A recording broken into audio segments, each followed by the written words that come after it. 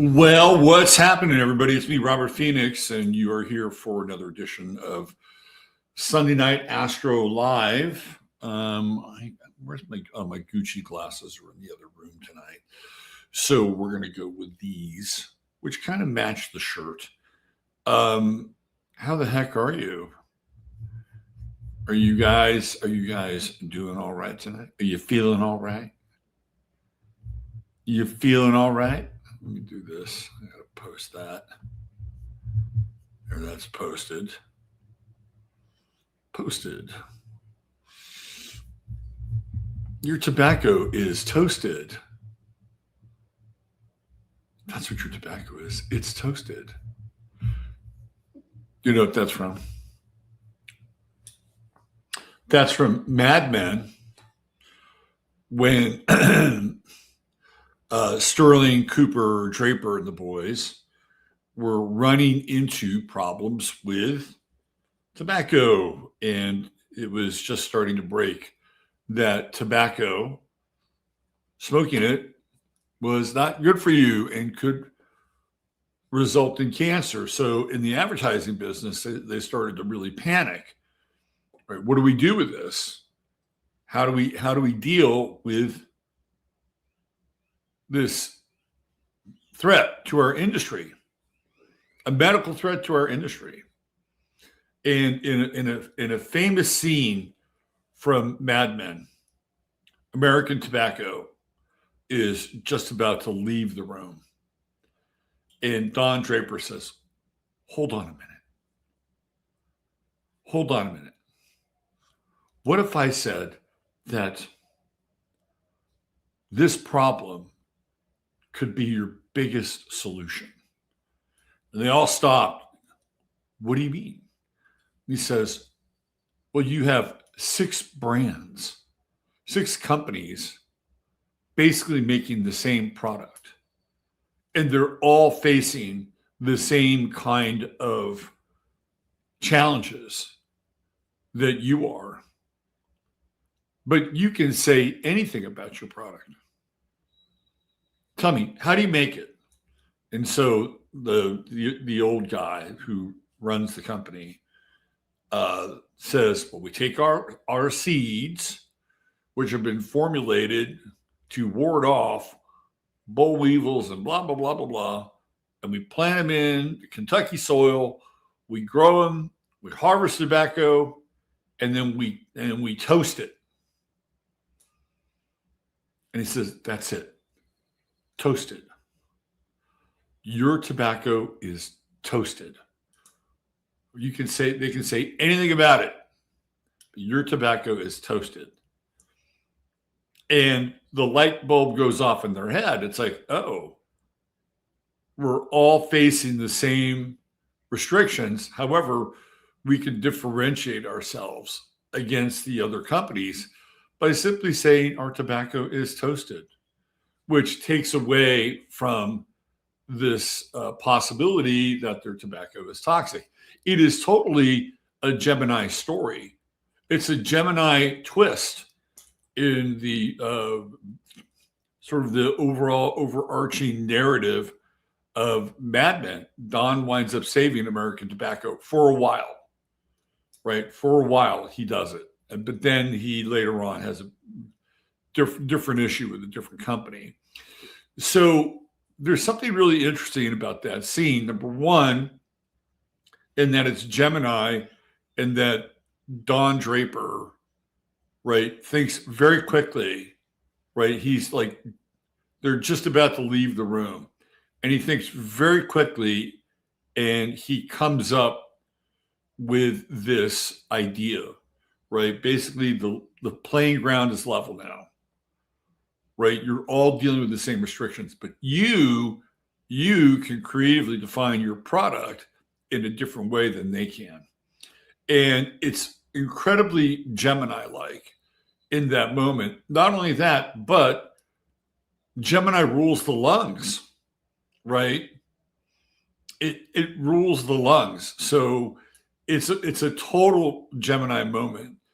And Mad Men is a Gemini show because it's all about messaging and it's all about how to portray, contextualize, and promote products, right? And as you watch Mad Men, it goes through like lots of stages and iterations. Like it starts off with a lot of like print medium stuff, then eventually television comes in, and then there's television spots and communication. They actually bring a computer in later on in the show, which in a lot of ways is very Gemini as well. Like it represents the simulacra of our ability to think and process information, right? So Mad Men is by far a Gemini show. Not only that, but there's a famous line. There's two things that really define Mad Men as a Gemini show. Oh, there's three actually. One is a famous line that Don Draper comes up with when he's talking to Peggy one day, right? And it says, basically the line goes something like this. If you don't like what's being said, just change the conversation. And it's an incredible line based on sort of the context of where they are, in the show. And it's such a Gemini line to begin with. If you don't like, what's being said, change the conversation. That is so Gemini. And it's a recurring line that comes up throughout the course of Mad Men. And there are two characters in Mad Men who really, hold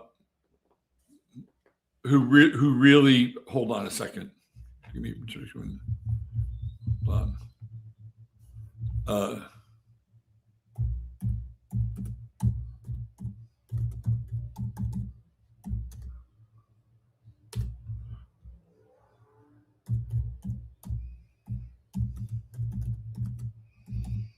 Okay.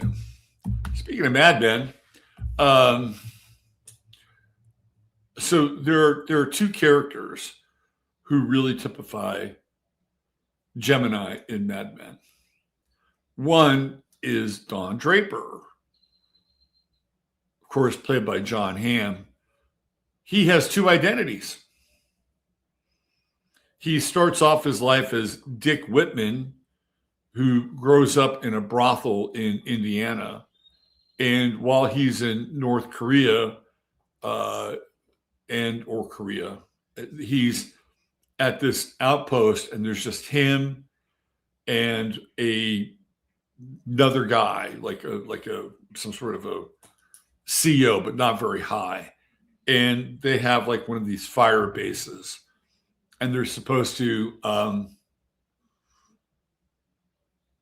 hold on one second.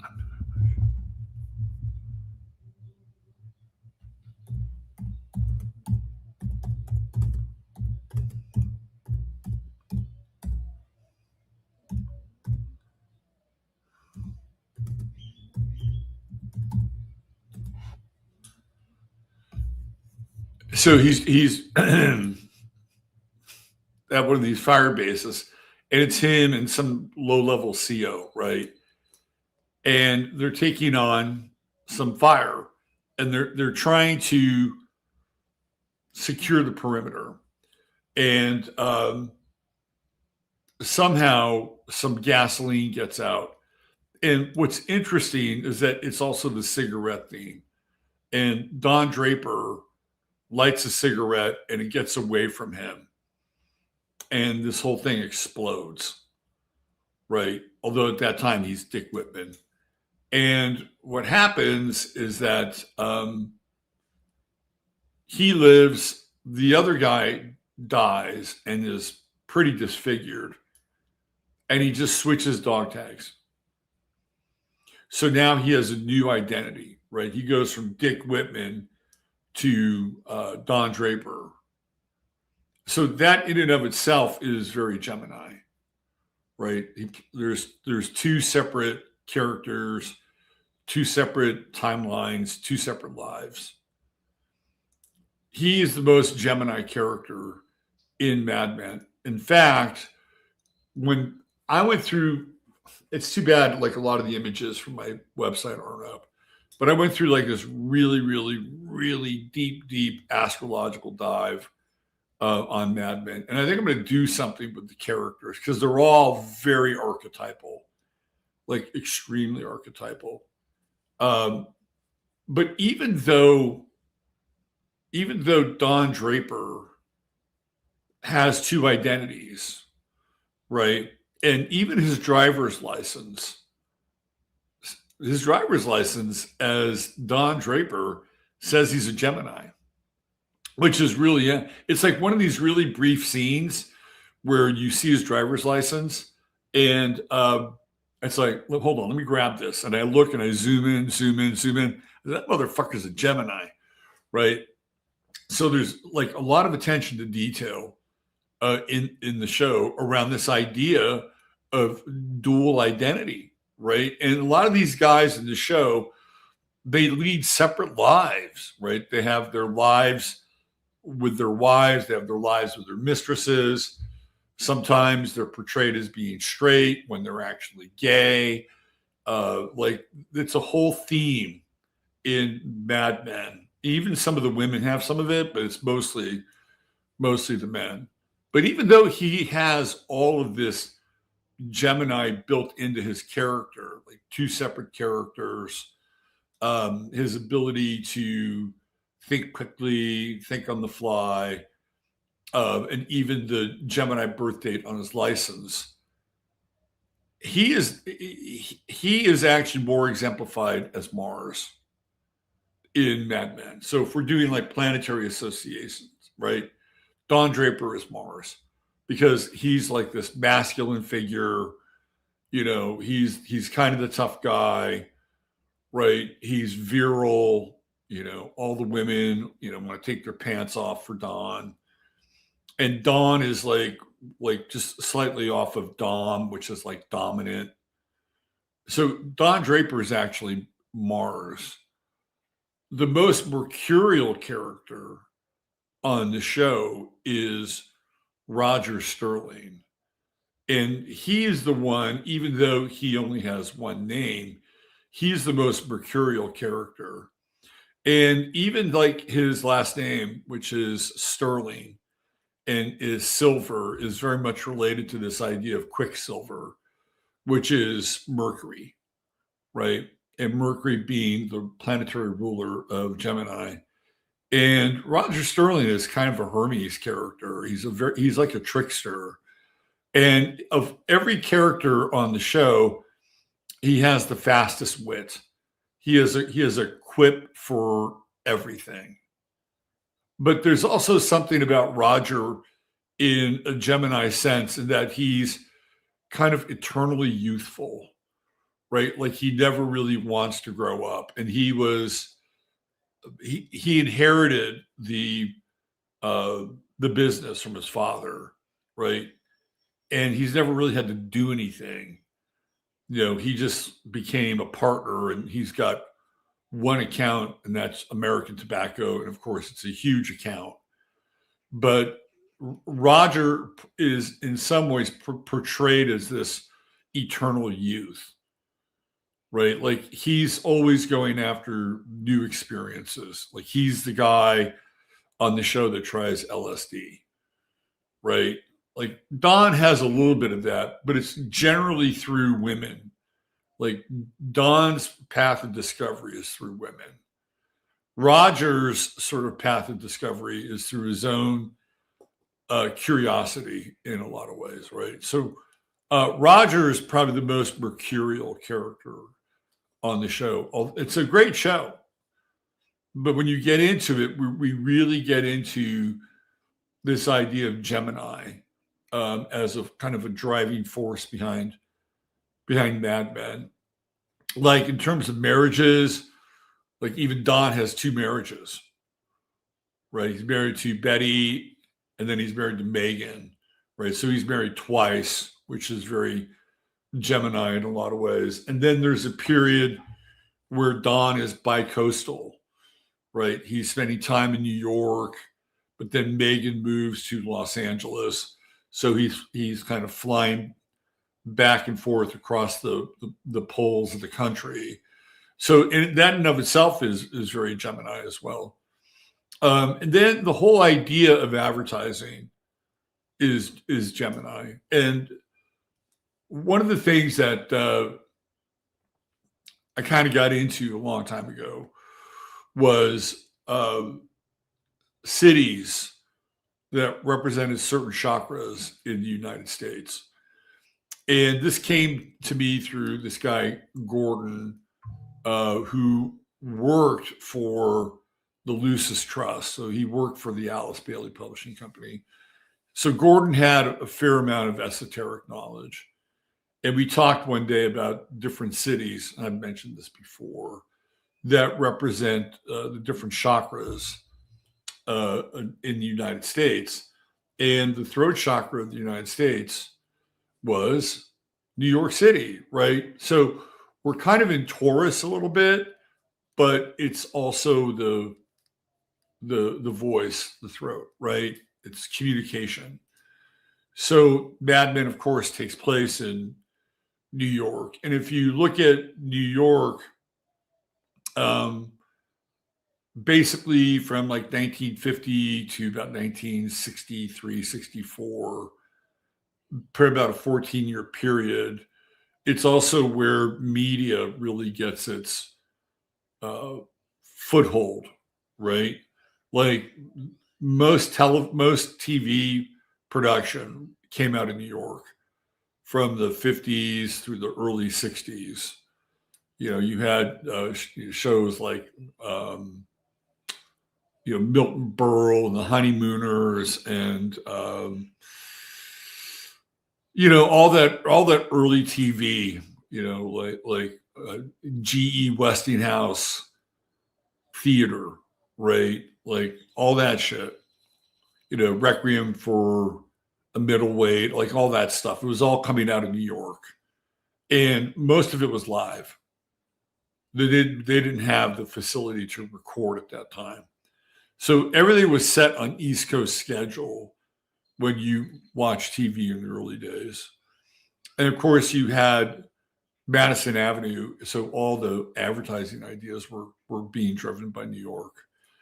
And that includes also songs and jingles. There was this famous building called the Brill Building in New York City. And this is where people like Carole King, Doc Pomus, Neil Diamond, like all these really well-known songwriters, they all started off at the Brill Building in New York. I think Laura Nyro might have been there, like a lot of really, really, really famous people. And then I think Bobby Darin was there.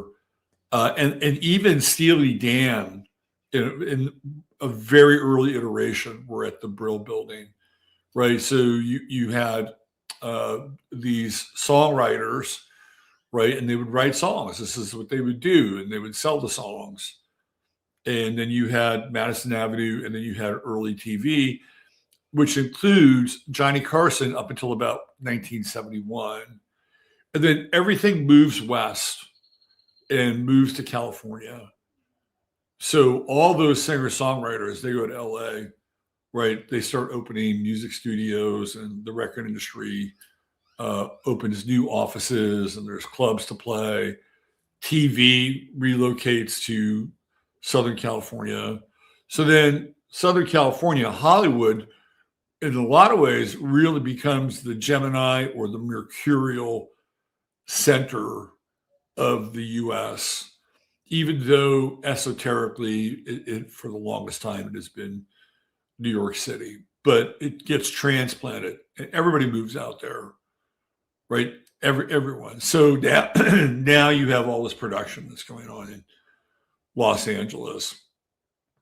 And in a lot of ways, it's still, quite fitting because they're the twin cities of communication, LA and New York. So they play sort of this Gemini role with one another, just in terms of like, even like when the Brooklyn Dodgers moved to LA, right? Became the Los Angeles Dodgers. It was like this zygote that was splitting. Like,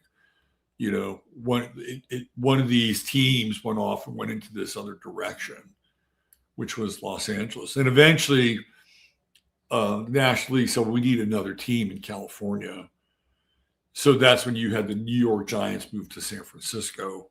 So they had two teams in California, and it was kind of a big deal. That's when California started to embrace pro sports more. The Lakers were originally in Minneapolis, and they wound up moving to Los Angeles.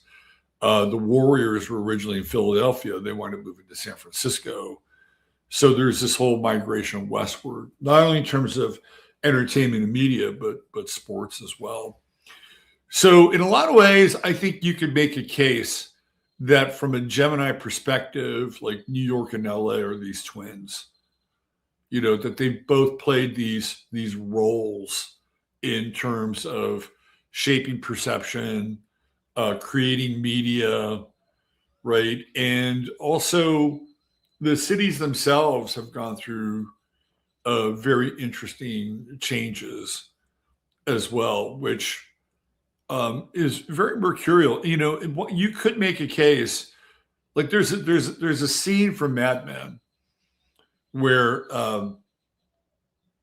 Don Draper is talking about California because he'd been spending time in California. And he said, it's this guy and he's their client and he's trying to build Madison Square Garden.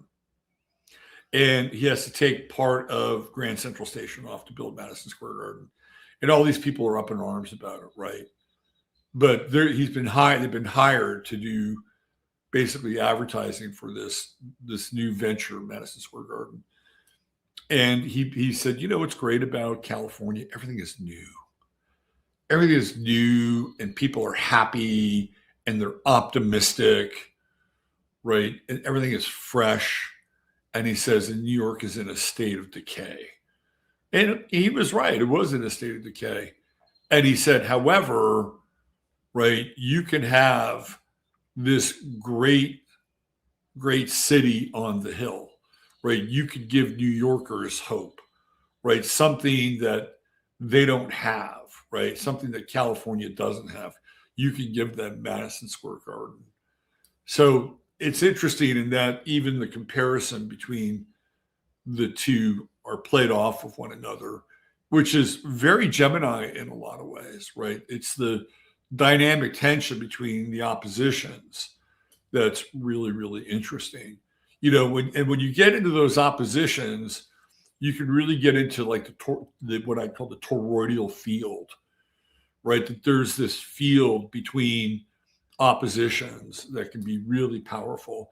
And that extends into the chart as well. And it's something that, a lot of people don't really wrap their heads around, right? Like oppositions are very much related to the sign of Gemini because they're right across from each other, right? And they have a relationship with each other, but they're in a lot of ways they're opposite. And in the center of the opposition is this toroidal field where there's energy, and this is probably most prominently displayed in relationship when you have two people that are opposite signs, and you can get it, and they can get into that toroidal field, right? And there can be energy in these opposite signs, and sometimes it's not always pleasant or easy or fun to be around, but there's something intense and very, very dynamic about that toroidal field, that kind of uncomfortable center that sits between two oppositions. Now, if you have it in your own chart, right, it's like how do you reconcile it, right? Can you serve two gods? Let's say you've got a Saturn Sun opposition in your chart. Like, can you serve? And like, who do you serve? Do you serve Saturn? And it's like, okay, well, I'm going to do the right thing. I'm going to do the cultural thing. I'm going to do the thing that my father, my family, and all these other people have told me to do, right? That's possible. You could do that. And maybe you do it for a while. And guess what? Maybe it doesn't work. So you flip to the other side and say, fuck that, right? I'm going to do what I want to do. I'm going to break away from tradition. I'm going to break away from what society tells me to do. And I'm going to go over here and I'm going to explore who I am apart from what I've just experienced, which I didn't like very much because there were a lot of rules and there were a lot of conditions and schedules and things that I had to do, but my heart wasn't really in it. So it wasn't like I wanted to get up every day and roll up my sleeves and go to war, right? So I'm going to go do this for a while, right? And then it's like, okay, you do that for a while, you do that for a while, and it's like, fuck, I don't have any structure in my life. I have no structure. I have a lot more freedom, but I don't have any structure.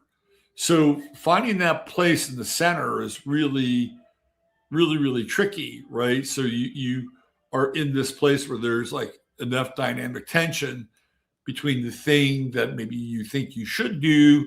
Of course, we're just using Saturn as what's the word I'm looking for, as a symbol, right?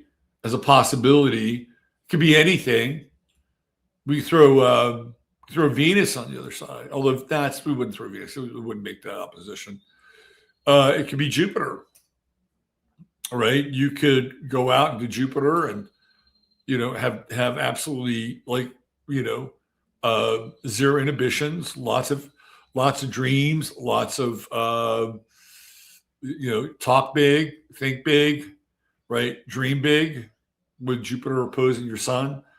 But, you better be able to cash those checks, right? Because that's the sun on the other side, right? And after a few times of being burned by Jupiter, it's like, okay, well, if I'm going to go out here and do this and put myself out there in a way where I'm taking on a lot more than I normally do, then I should probably think about being able to cover my ass and make sure that I live up to it, right? So it's the dynamic tension and the opposites that I think is really, really interesting.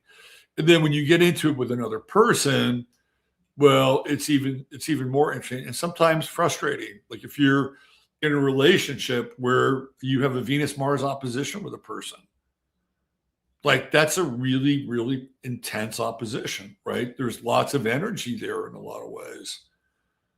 It's simmering, right? But it's also like, who's going to win? Is it going to be Venus and being more kind of compliant and negotiable and harmonious? Or is it going to be Mars, which is going to be more dominating and kind of more centered around the self and, with some degree of independence? And what you'll find in a relationship, which I think is interesting, is that people will take turns, right? Like there'll be times if, let's say it's the woman who has Venus opposition, there are going to be times that relationship where Venus will lead, right? And Mars will just be attracted by sort of the beauty of Venus. It's kind of like, okay, whatever you say, like, I'm really into you, right? Like I'm just going to go where that leads for a while until Mars is like, well, this is kind of frivolous. And you just ran up $40,000 on my credit card. Maybe I need to do something a little bit different, right? So then Mars pulls back and says, okay, now I'm taking control, right? And that goes on for a while, right? And Venus may resent it, but after a while, it's like, oh, isn't Mars strong? I really like the strength here. It pulled me back in, reined me back in. But then after a while, right, Mars can turn really hard, and be, kind of, rough around the edges. And the next thing you know, poor little Venus over there is like, I just feel like, he's taking me for granted now. Right. Like it's all about him now. And it's all, so it's this really interesting dance. Now, there is this idea with oppositions where you can resolve them with the midpoint. And I think that there's some truth to that, like meeting in the middle, right? Like you can meet in the middle. So let's say you have a 11th house, 5th house opposition. Be the 9th house. Now, you may or may not have planets in that house. We'll just take that off the table for a while, right? So if you have that, right? Okay, well, what's the 9th house? So if we're talking about, let's say, a midpoint composite chart, just for an example, then that 9th house would play a role in resolving that opposition. So it would be like, what is the higher value of the relationship? Like, what is the what is the spiritual component of the relationship, right? How can you explore this other space that is defined by these oppositions? And when I say explore, I mean 9th house, really explore and kind of go beyond the definitions of what the opposition is. And even in very particular cases, right, where that 9th house has kind of a deific sort of effect, right? Like, well, what does God want from our relationship, right? And, in a classic Trinity, there would be, we'll go with the man-woman program here, right? Man, woman, and then you would have God as the third point in that relationship, the third partner. And between the three, you would have a pyramid. And in the pyramid, you would have a nice base. Then you would have this sort of, spiritual focus, spiritual goal, this sort of North Star that's leading you through your relationship. So oppositions are really, really interesting. Sometimes they're hard to get together, though, especially in the natal chart. They can be hard, but you have to know, sometimes how your oppositions work. So I have one opposition in my chart, and it is with Mars and Jupiter. So I've kind of learned in some ways how to moderate Mars and Jupiter, right? So for me, Mars will be about being active, right? Like I'll engage in activity, work, whatever, right? That's related to Mars. And I'll do that for a while. And then what'll happen is then I'll go into Jupiter, and then I will kind of get lazy, right? I'll go into Jupiter in Sagittarius, and I'll get a bit lazy. But it actually works out okay, because when I'm in that space, I'm actually trying to relax and learn new things, right? So then I can bring them back over to Mars, apply them, and work with them again, right? But what happens, you don't want to get stuck in either one of them for too long. You need to be able to do a dance with the opposition. Now, in my chart, I do have a midpoint with a planet, which makes a T-square, and that is the sun. So I have the sun moderating my opposition in my chart. And it's been an interesting learning experience for sure. Like when I was a kid, the Sun-Mars square, I used to get into a lot of fights. And I have Mars in Cancer, and it's not really good. Mars in Cancer isn't really good for fights. It's just not. Like for defending yourself and defending other people, it's great, right? But I learned pretty early on that if I had to fight, I probably could, but I wasn't born with Mars in Aries, right? Like that was not in my chart, right? Or I wasn't born with Mars in Leo, like hardcore Mars. So you learn these things along the way, right? You figure out how they work together. But oppositions are really interesting. Linda Goodman, she talks about oppositions in terms of like sex, right? Like for men, opposite signs represent rivalries. And I think there is some truth to that. I've done some astrological sort of deep diving on interesting oppositions. And there tends to be some truth with that. Like I even feel that with my own son at times, who happens to be a Pisces. And it feels like every now and then there's a little bit of not on my end, right? I think maybe more on his end, like a little bit more of a rivalry thing. And I think it's natural with sons and fathers. But I'll give you one that I know of in the world of sports, and it's Bill Walsh and Joe Montana. And Bill Walsh was the coach of the San Francisco 49ers, and he was a Sagittarius. And Joe Montana was the quarterback under Bill Walsh, and he was he's a Gemini, right? So they're opposites. Now, Montana was brilliant at carrying out Walsh's master plan, right? Walsh, the Sagittarius, created his own system, the West Coast offense, right? And he has this Gemini, Joe Montana, right, who is nimble and can read defenses and get his 3-step, 5-step, 7-step drop. He's perfect. But Walsh is never really fully satisfied with Joe Montana. Like, he always thinks he can do better than Joe Montana. And Joe Montana, he internalizes this, right? So along comes Steve Young.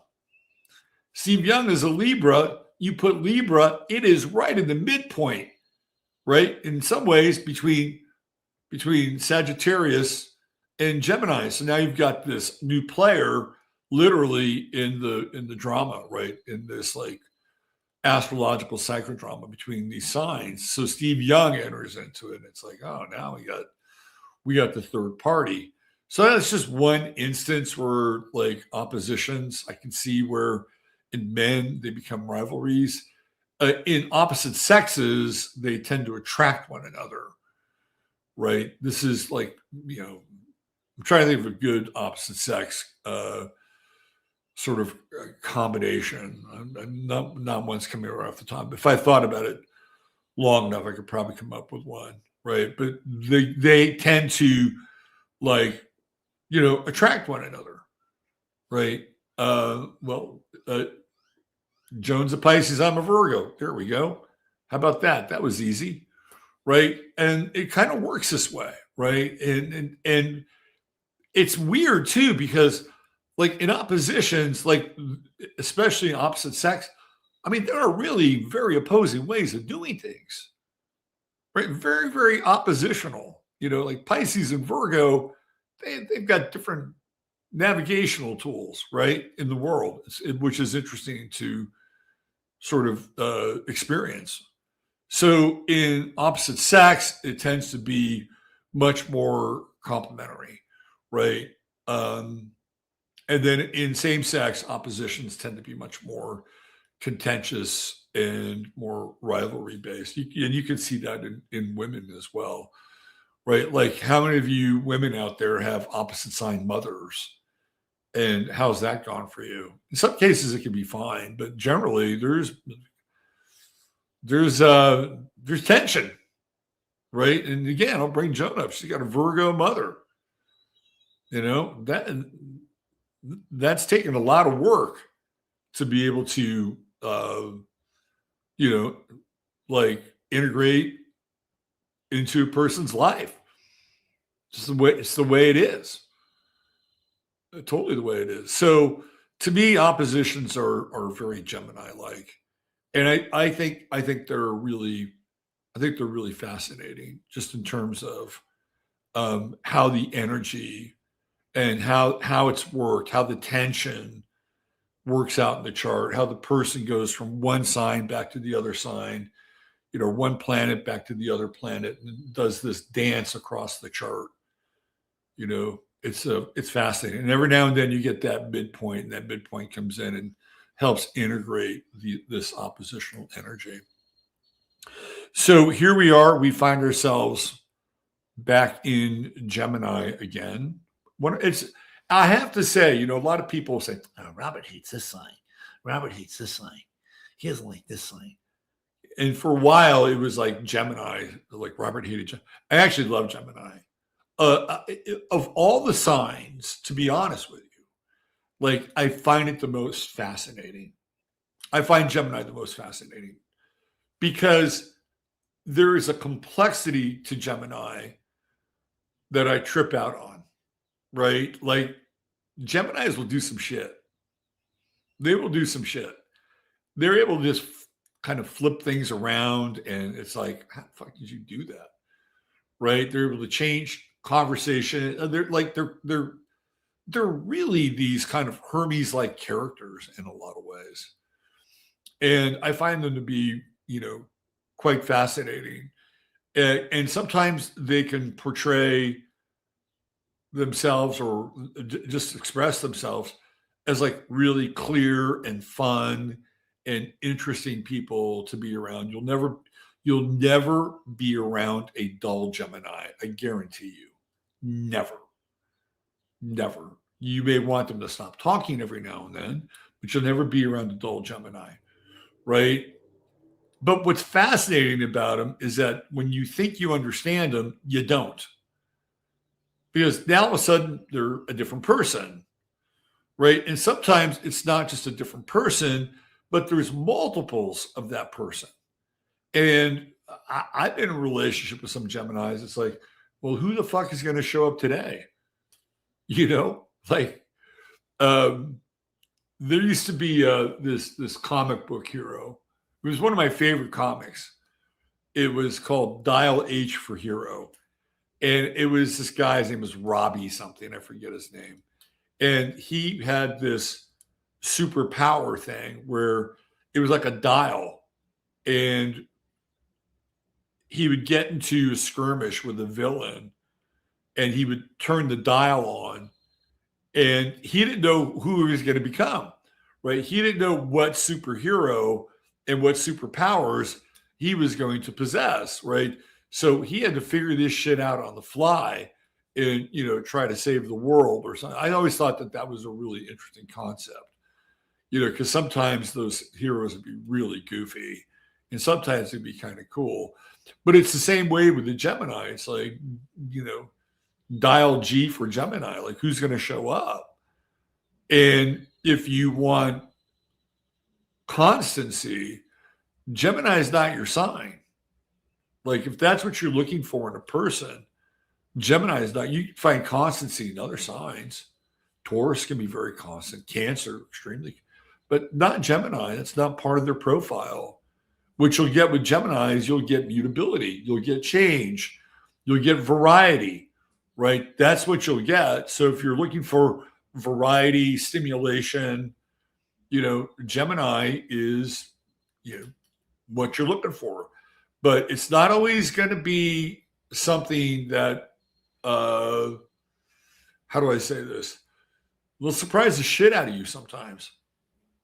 I mean, really, like even when you think you know a Gemini, you really don't know a Gemini, right? And it's like, where the fuck did that come from? Right? It could be anything.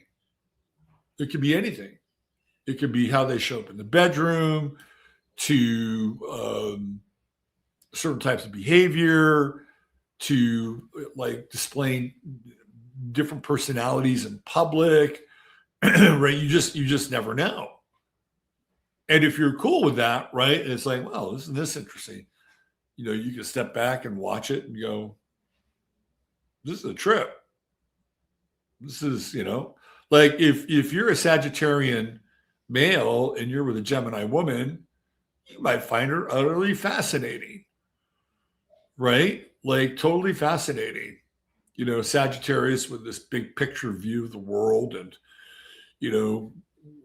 go where you want to, roam, right? Big, expansive, answers for everything, by the way.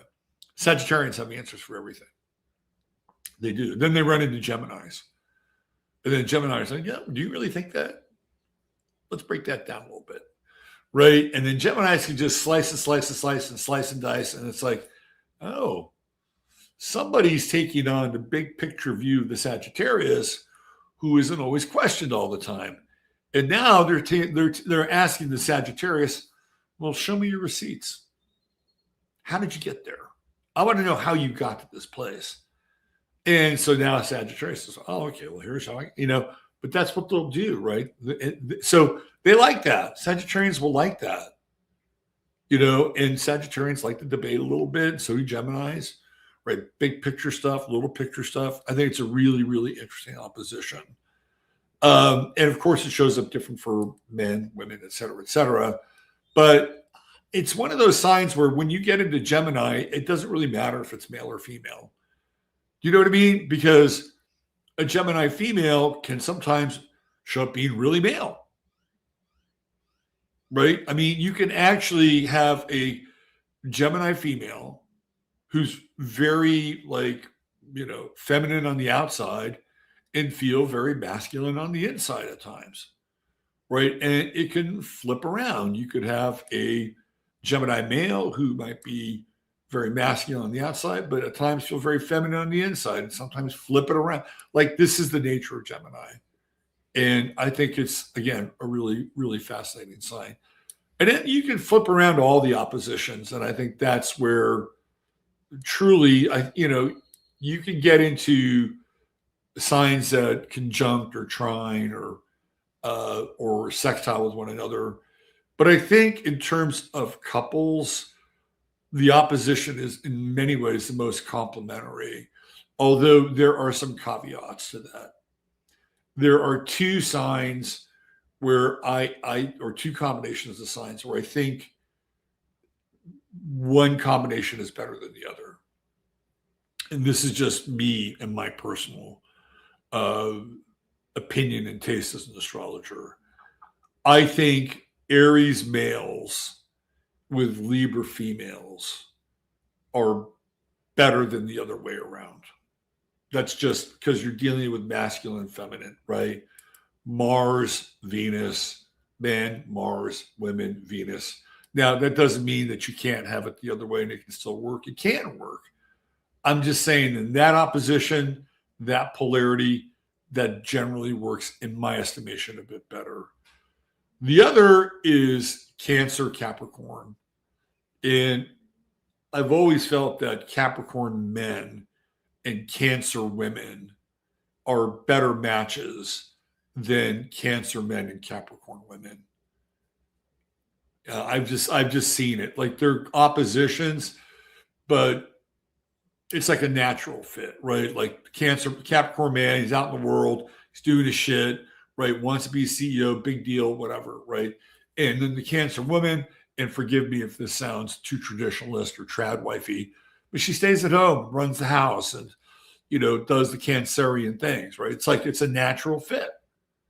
And I'm not saying that the other can't work, even if it's in opposition. I just think Capricorn man and Cancer woman works better long term.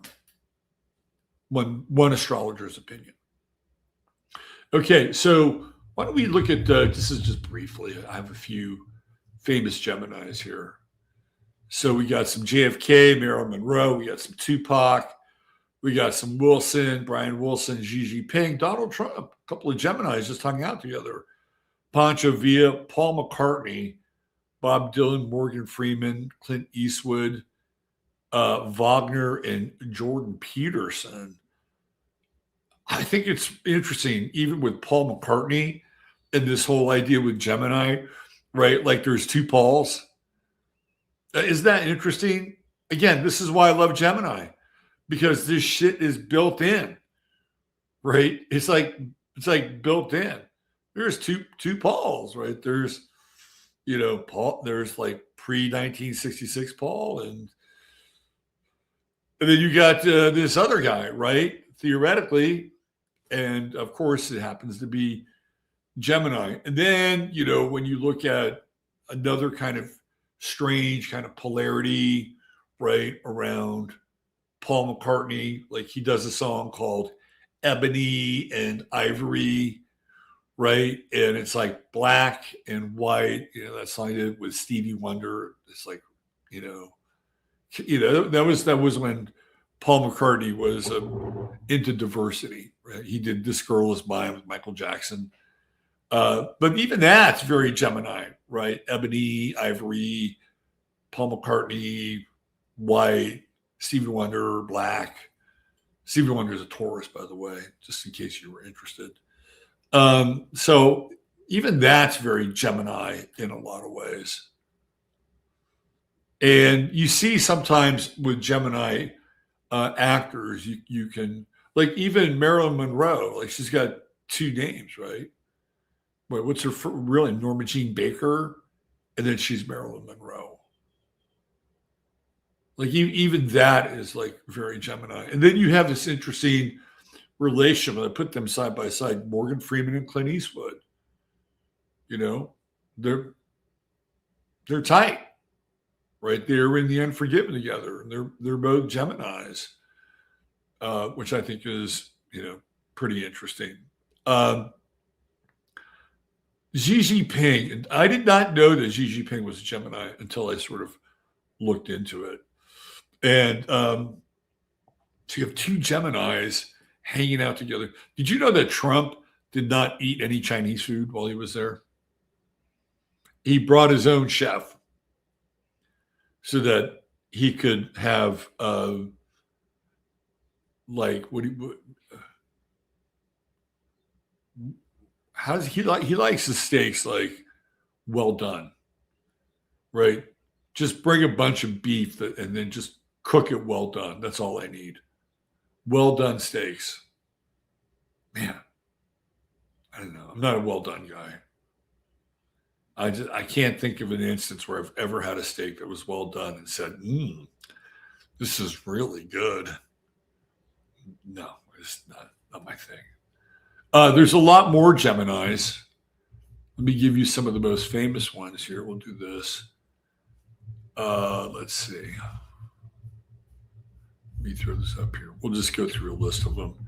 And then we're going to get into chart of the moment. And then we're going to do some interesting stuff, right? There's this whole series of creation myths that are based on twins. It's fascinating. I've always been blown away by how many twin creation stories there are. It's when you think about it, there's something there, right? There's something there. Okay, so let's see. Who else do we have? We got Wagner. There's Jordan Peterson, Brigham Young, Gemini, Naomi Campbell. We got Mr. T, Gemini. Let's see, Jefferson Davis. Who else do we have here? Sukarno, who was the leader of Indonesia. Tim Allen, John Maynard Keynes, the economist. Novak Djokovic, the tennis player. Lou Gehrig, Gemini. Oh, no pictures. All right, we got to do this. I always forget. I don't always forget. Sometimes I remember. Here we go. That should work. And let me do this. I'll even make me smaller. Here we go. All right. Let's see. Who else do we have here? Brooke Shields. I think you could call maybe Brooke Shields a Gemini. Man, she's looking really masculine these days. Let's see who else. Martha Washington, a little Gemini. Noel Gallagher, one half of Oasis, Gemini. Lionel Richie, Gemini. Is it funny? The guy who figured out Alzheimer's is a Gemini. There's something really rich and ironic about that, right? Like you're losing your fun. I'm sorry. If you have a parent who is going through Alzheimer's, I God bless you. It is got to be one of the most difficult things to witness, right? But in a weird way, it's like, can you see the irony that the guy who figured out Alzheimer's is a Gemini? That's Gemini. We got Geronimo, Gemini.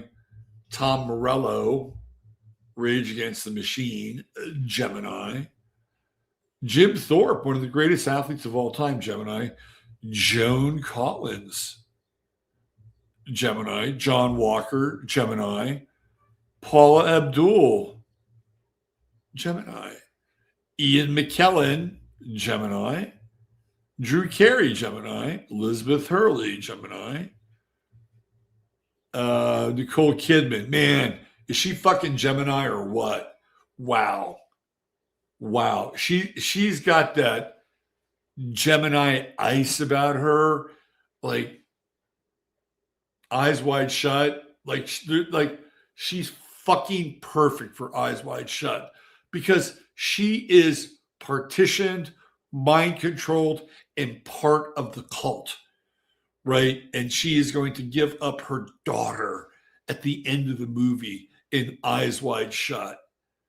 Like she is cast perfectly as an MK Ultra partitioned sex slave who understands that that's who they are. Like, that's really weird, right? But it works. She was married to Tom Cruise, who was a cancer. Pete Farndon, he used to play with the Pretenders. He passed away. Now, here's Barry Manilow looking a lot like Joe Montana, who is also a Gemini. Boris, there he is. There's Joe Montana right down there. Like there was a time where they kind of looked a little bit alike. Boris Johnson, Gemini. Of course, smutty Allen Ginsberg, Gemini. Let's see who else do we have here. Gladys Knight, Gemini. Michael J. Fox, Gemini. Lenny Kravitz, who had two names. Do you remember what his first name was when he was trying to break through? Romeo Blue. That's what his name was, Romeo Blue. I think Lenny Kravitz worked a little bit better. Bill Robinson. Let me tell you about Bill Robinson. He was the dance partner for Shirley Temple. And for the longest time, Bill Robinson held the world's record for running the 100-yard dash backwards faster than anybody else. Okay, the girl with two names, Anne Frank, Frank Ann. A lot of controversy around Anne Frank, and that Anne Frank may not have actually written her own book. Just saying. That's kind of a Gemini thing, isn't it? We got Johnny Depp, Gemini. We got Mike Myers, Gemini. Of course he is. Che Guevara, Gemini. The great Kylie Minogue, Gemini. Two tennis players, Rafael Nadal and Djokovic, both Geminis.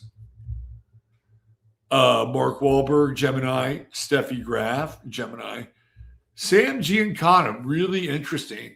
That puts him in that Gemini trinity of Marilyn Monroe and JFK, right? That's really interesting. Matt Lamore, is this guy still around? Is he still doing his thing? Let's see. We got Wild Bill Hickok, Gemini. Phil Mickelson, Gemini, also known as Lefty. Newt Gingrich, of course, he's a Gemini. John Bonham was a Gemini. I always found that to be interesting. He was so physical behind the drums, right? But he was, I tell you what was interesting about Bonham is that when he toured, and they would, they played the United States all the time, he was like incredibly debaucherous. But one of the reasons why he was so debaucherous was because he missed his family. Right? He wanted that Gemini experience of like being at home, being with his family, going down to the pub, having a few pints, right? All the Sagittarian travel did not do John Bonham well, right? That's a case where the opposite or the conditions of the opposition ultimately led to his demise. Judy Garland was Gemini. Walt Whitman. Now, Walt Whitman is an amazing Gemini in a lot of ways. If you've ever read Leaves of Grass, by the way, let me just say this. You need to read Leaves of Grass before you leave this world. It is one of the great poems ever written. Walt Whitman is such a Gemini in that he breaks with iambic pentameter and begins to write in free verse. And he starts off with a leaf of grass, right? And he goes into the leaf of grass like a meditation, and he gets into it, and it becomes this fractal exploration of the universe. It is such a Gemini poem, right? It is incredible. So I highly recommend Leaves of Grass, Walt Whitman, a pure literary expression of Gemini. Zoe Saldana, Peter Dinklage, Natalie Portman. She's interesting, isn't she? Doesn't she feel like she works for the Mossad? She's got like Mossad sort of written all over her. Gemini, a little spy action going on there. Patrick Henry, Give Me Liberty, Give Me Death, right? Or Death. Arthur Conan Doyle, the great writer of Sherlock Holmes. Henry Kissinger, of course he's a Gemini. John Goodman, Gemini. Adam Smith, another money guy, Gemini. Boy George, of course he has two names. How much more Gemini can you get than that? I always thought that Mike Pence and Donald Trump, two Geminis in office together, was a trip, right? And Pence was born on a new moon in Gemini, and Trump was born on an eclipse full moon in Sagittarius. So they completed this weird circuit. Talk about a guy who has multiple personalities, fucking Mike Pence, right? Like, just when you thought, yeah, we can trust this guy. No, not at all. I think that guy used to be a PM for Canada.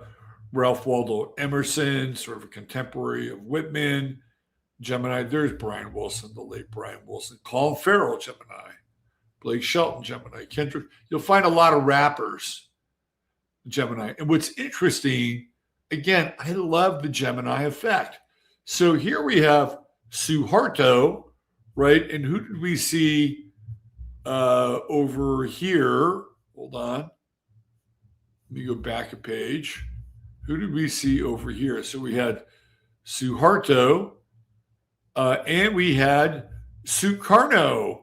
And they were actually political rivals in Indonesia, right? So you had these two Geminis going at it in Indonesia to see who was going to run the country. Like, one was more kind of nationalist, communist. The other was more corporatist.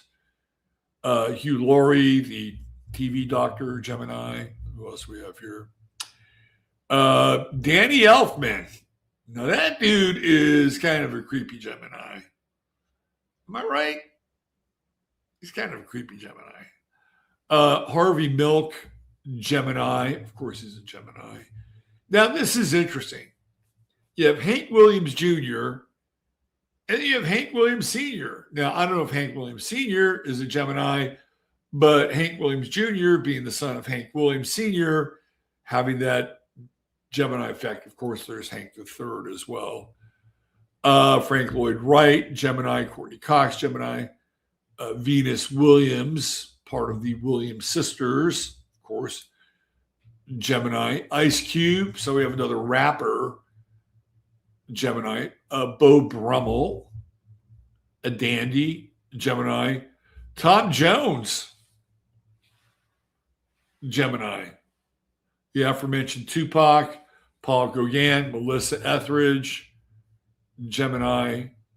Jewel. They're kind of interesting, right? Like Jewel and Melissa Etheridge, you know, kind of an interesting pair a little bit. Chris Evans, Gemini. Let's see. The Olsen twins. They're literally twins and they're fucking Geminis, right? I guess she rates a little bit higher than her sister. Bill Burr, Gemini, whose career went into the toilet as soon as he got politically correct. Let's see. Ken Jennings. He's a weird looking fucker, isn't he?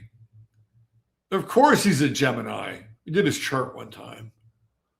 And now he's the guy that's in charge of Jeopardy, right? Of course it would be a Gemini who'd be the all-time winner on Jeopardy.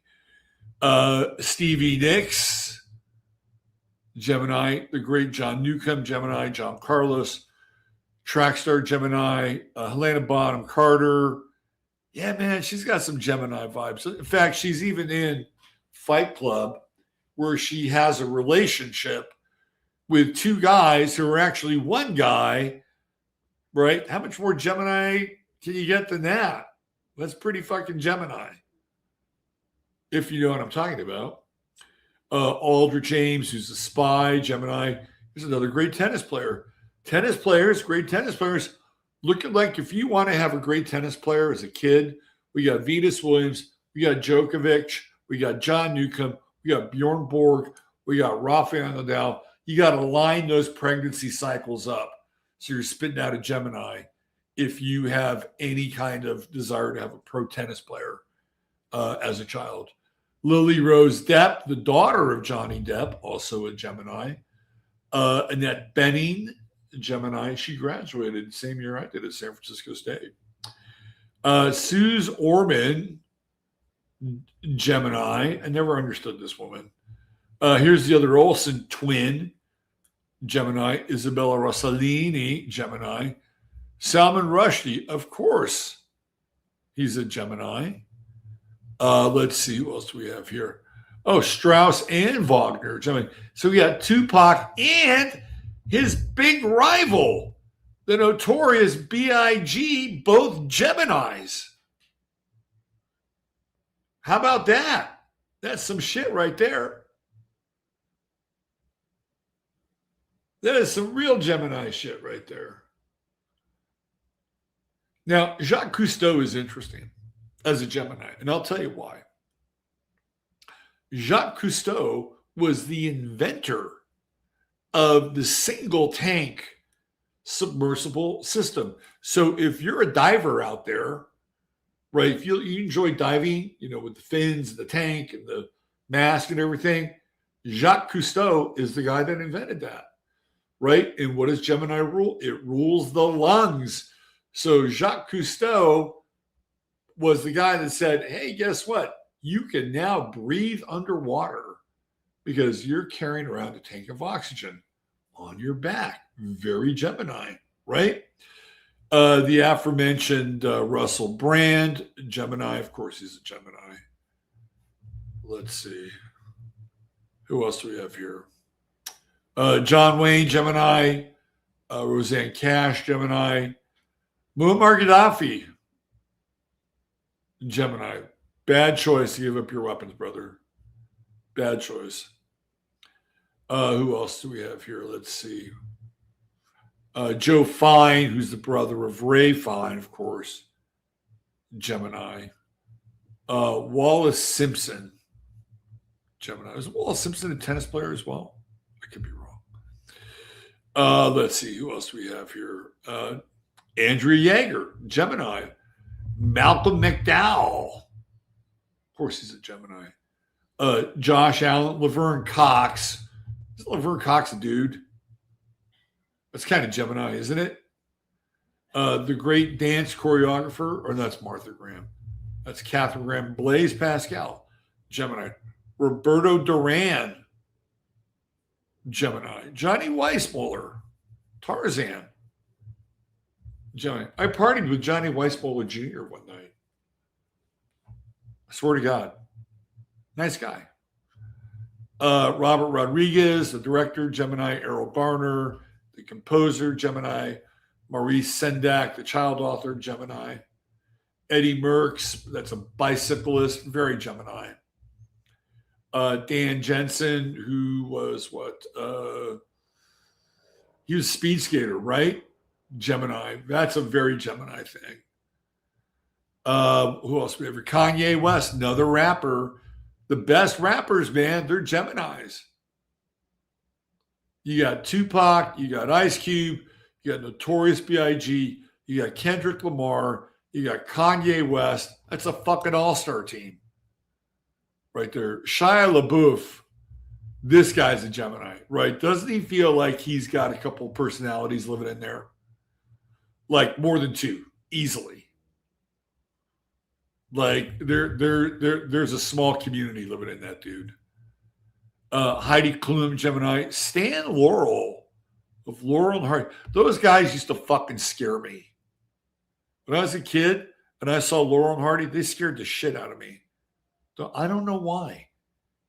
It seems like it would be, trivial, but they scared me. Where you go? We got another tennis player. So tennis players and rappers. I think they're like right there on the Gemini scale. Tommy John, who of course they named Tommy John Surgery after. Cam Neely. We got a goalie, I believe, if I'm not mistaken. Hockey, Pat Cash, another tennis player. Diana Taurasi, basketball player in Ghana, another rapper. The Bob Hope, who's a fucking super creep, Gemini. Liam Neeson, Gemini. We got another racer, Jackie Stewart, Gemini. Of course, the two Bushes, right? George H.W. Bush, father of George Bush, falling into the Gemini category, Gemini. Tom Holland, who I absolutely loved as Spider-Man, Gemini. Eric Heiden, another speed skater. You got Dan Jansen, Eric Heiden, speed skaters. Those are very Gemini-like, aren't they? Very Hermes, flying around the track. We could add Hale Irwin to the golfer category, along with Phil Nicholson. Let's see, Robert Kraft, the perverted retrobate owner of the New England Patriots, is a Gemini who has his own pet rapper that hangs out with him named Meek Mill. George Mikan, who is considered the first big man superstar of the NBA, who played for the Minneapolis Lakers, Gemini. Tony Roach, another tennis player, Gemini. The great Christopher Lee, actor, Gemini. Helen Hunt, Gemini. We have another Gemini, Joe Montana, Joe Namath. They're both from Pennsylvania, quarterbacks. Let's see, who else do we have here? We have 2 TV doctors, 3 TV doctors, right? How about that? You got Neil Patrick Harris, you got Noah Wiley, and then you got Hugh Laurie. All 3 Geminis. Betty Goodman, the clarinetist band leader, Hubert Humphrey, Gemini. Billy Cunningham, basketball player, Gemini. Michael Cera, Gemini. William Pitt the Younger, Gemini. Who else do we have here? Rachel Carson, Silent Spring, Gemini. Yuri Andropov, who was the leader briefly for the Soviet Union, Gemini. Robert McNamara, who worked for Ford and became the Secretary of Defense and scored all those big contracts with napalm for the Vietnam War, Gemini. He actually apologized for his time as the Secretary of Defense. He really did. He realized he fucking blew it. Lindsay Davenport, another tennis player, Gemini. G-Eazy, I don't know who he is, but he looks like a rapper to me. We can throw him in the rap category. Fred Funk, golfer. Look at that, Kim Clijsters. Oh, we forgot, what's her name? Kornikova. Kornikova is also a Gemini, right? Went over her, Breonna Taylor. St. Brianna, she's a Gemini. We forgot Anna Kournikova, another tennis player, Gemini. So we got tennis players, we got rappers, we got speed skaters, we got some golfers, we got TV doctors. All right, who else? Let's see, we're down here. Rudy Giuliani, you got Kurt Browning, another skater, Gemini. When you get into the 9/11 shit, which I've done before, Gemini is off the freaking charts. Okay? It's off the charts. Maybe I'll talk about that when we're done with this. Let's see. Oh, look at this. So Raul Castro, Gemini. Now, he's not Castro, But he is connected to Che Guevara, right? Who, of course, was Castro's buddy who helped overthrow Cuba, right? They're both Geminis. All right. I'm enjoying this. I hope we still have some people after this. Loretta Lynch, remember her? Ray Nagin, who was the mayor of New Orleans when, of course, Katrina went down. Looks like we have a tennis player, Justine Henin, Mike Weaver, the boxer, Brian Cox, the actor, Gemini, Wade Boggs, third baseman, Gemini. Let's see, Jerry Stiller, Gemini. Prince, why is Prince so low? He's number 313 here. Prince should be another guy. He's got 2 names, 3 names. Prince Rogers Nelson, Prince, and then the symbol. How much more Gemini can you get than that? Joan Rivers, of course, Ms. Talkie Talkie, Gemini. Amy Schumer, Gemini. Let's see, Jeffrey Dahmer, Gemini. Of course he is.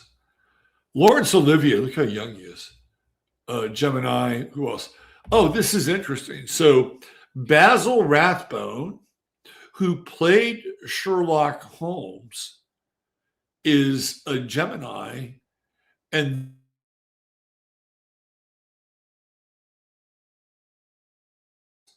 a Gemini. This is the shit I love about Gemini. It's these weird connections. Like weird connections. Fats Waller, Gemini. Errol Flynn, that motherfucker was a Gemini. He was a spy, by the way. Errol Flynn was, that dude lived a life, right? And like some of it was really, really dark. He was also a bisexual. And he was friends with L. Ron Hubbard. He's a Gemini. He was a spy, total spy. The poet Alexander Pope, I never warmed up to his poetry, Gemini. The great T-Bone Walker, Gemini. Miles Davis. Miles Davis is 331. He's got to be higher on this list. Are you kidding me? I want to recount. Mo Howard, Gemini. Enoch Powell, Rivers of Blood, Gemini. Now we got Cole Porter in here. Fats Waller, Cole Porter. I'm seeing a bit of a pattern there, Gemini. Saul Bellow, the artist, author, Gemini. Jessica Tandy, the actress, T.H. White. The author, Ted Kaczynski. Of course, he's a Gemini. Look how short he is. He's like 5'6". Ted Kaczynski was a fucking prophet. I don't care what anybody says. Barbara Bush, a Gemini, like her husband, also a Gemini. Schumann, the composer, Gemini. Martin Bormann, the Nazi Gemini. Hattie McDaniel, I think she was the first African-American Black woman to win an Oscar. Gemini. Fred Allen, Fred and Gracie, Gemini. Peter Sutcliffe, connected to the Beatles, Gemini. Alan Jolson, Mammy, Gemini. We got another golfer here, Charlie Siffer, Gemini. Waylon Jennings, Gemini. A little bit low, I think. Henry Hill, the gangster, mobster, Gemini. Peter Cushing. This is interesting. Peter Cushing and Christopher Lee often starred together in the Hammer movies, right? And they're both Geminis. That's incredible. Peter Cushing, Christopher Lee, these 2 Geminis connected with this whole horror genre. This is what I love about Gemini. Dean Martin's way too low. Gemini. Now, here we go. Dean Martin is a Gemini, and Frank Sinatra was a Sagittarius. And I can guarantee you those guys were rivals. In their minds, they were rivals. They were both trying to pull an alpha, right? And of course, like they're Rat Packy and everything, But there's your opposition. Dean Martin, Frank Sinatra. Mohammed Mossadegh, Gemini. This is the guy that got tossed out of Iran, and eventually the Shah got put in. Gemini. Sam Snead, another golfer, Gemini. Bill Sharman, basketball player, Gemini. Gene Wilder, Gemini. Jerry West, another great. So we can have basketball players to the list, right? We got golfers, we got skaters, we got rappers, we got tennis players, we got TV doctors, and now we've got basketball players. Igor Stravinsky, The Rite of Spring, Gemini. Vince Lombardi's way too low on this list. Gemini. Are we done yet? Let's see. Spalding Gray. Oh my God, one of my favorite storytellers of all time. I love Spalding Gray. Love Spalding Gray. Rest in peace. Swimming to Cambodia. If you haven't seen it, must watch. It is one of the great performance. How would I describe it? He's a monologuist. He's brilliant. He's absolutely brilliant. He's a Gemini. Of course he's a Gemini. Jackie Wilson, the late, great Jackie, Gemini. Faye Vincent, who was at one point the commissioner of Major League Baseball, Gemini. Peggy Lee, Is That All There Is, Gemini. Red Grange, the Galloping Ghost, Gemini. All right, we got one more. Let's just round this out here. T. Boone Pickens, Gemini. Jack Kevorkian, the father of assisted suicide, Gemini. Look, Peggy Lee is such a Gemini. She's listed twice. There's something very Gemini about assisted suicide. I mean, you have to have a certain consciousness, don't you? Right? Able to separate off from yourself. It's like, oh, here, let me help you out here. You're on your way out. I'll take you out. Right? Jackie Mason, not my style of comedy, Gemini. Anne H., the late Anne H., Gemini. Who knew? I know he is. Harold Robbins, the novelist, he wrote kind of trashy Gemini novels, didn't he? Gemini. Tony Curtis, Gemini. The great Gail Sayers, Gemini.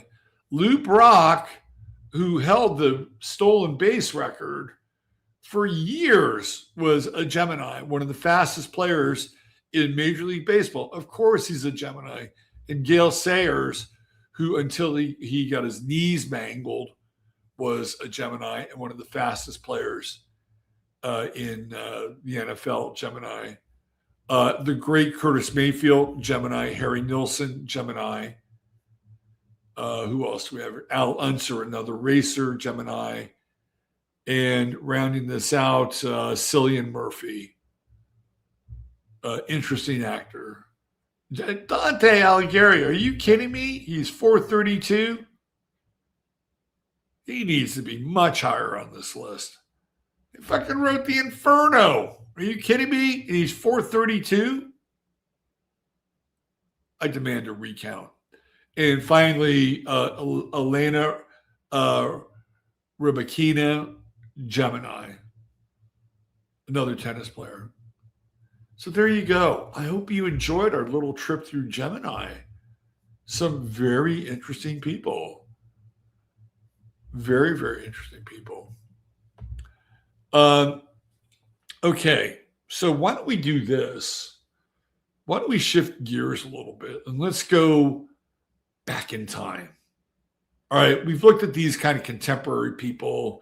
We've made some interesting connections here with the sign, right? Professions, tennis players. Tennis is such a Gemini sport, isn't it? It's like you and the other. And there are like these little zones and shit. And, you know, it's such, to me, tennis is a really Gemini sport. Could you be a rapper and a tennis player at the same time? That's interesting. Never really thought about that. Or you know what? I'll tell you though. So what's the guy's name? Oh shit. He's a rapper, but he's not a Gemini. Mos Def, right? Mos Def, who is a rapper, was in a HBO movie where he played a brain surgeon. I swear to God. I swear to God, Mos Def plays a brain surgeon. And it's like for real, right? It's sort of based on like this guy's life, I guess. So now you do have this combination of a rapper and a TV doctor, at least together, even though they're not Geminis. All right. I hope you enjoyed that little trip through the sign. Let's do this. Let's go back in time. And to me, this is just fascinating, right? So we're on this Wikipedia page, and it's twins in mythology. Twins in mythology are in many cultures around the world. You're going to be blown away by how many. In some cultures, they are seen as ominous, and in others, they are seen as auspicious. Now, you'll also see that the twins aren't always direct twins, right? In some cases, they're half brothers. And we'll show you this, okay? They're often cast as two halves of the same whole, sharing a deeper bond than that of ordinary siblings, or seen as fierce rivals. They can be seen as representations of a dualistic worldview. They can represent another aspect of the self, a doppelganger or a shadow. So we're really in a Jungian world here, where we drop into twins and they're connected generally to creation stories, right? So when we get into the world of the shadow or the doppelganger or the other, right, we're really into the realm of the collective unconscious. And twins, like even when you look at like, okay, so the twin star of our sun is Sirius A, right? It is considered to be the twin star of our sun. And there's this theory that Sirius and the sun are in this very, very wide, long orbit with one another, right? However, Sirius A also has its own twin, and it's Sirius B. And that's another version of sort of this idea of celestial twins. And what's interesting is that Sirius B was not discovered until much later. Maybe we'll get into that, right? But even celestially, right?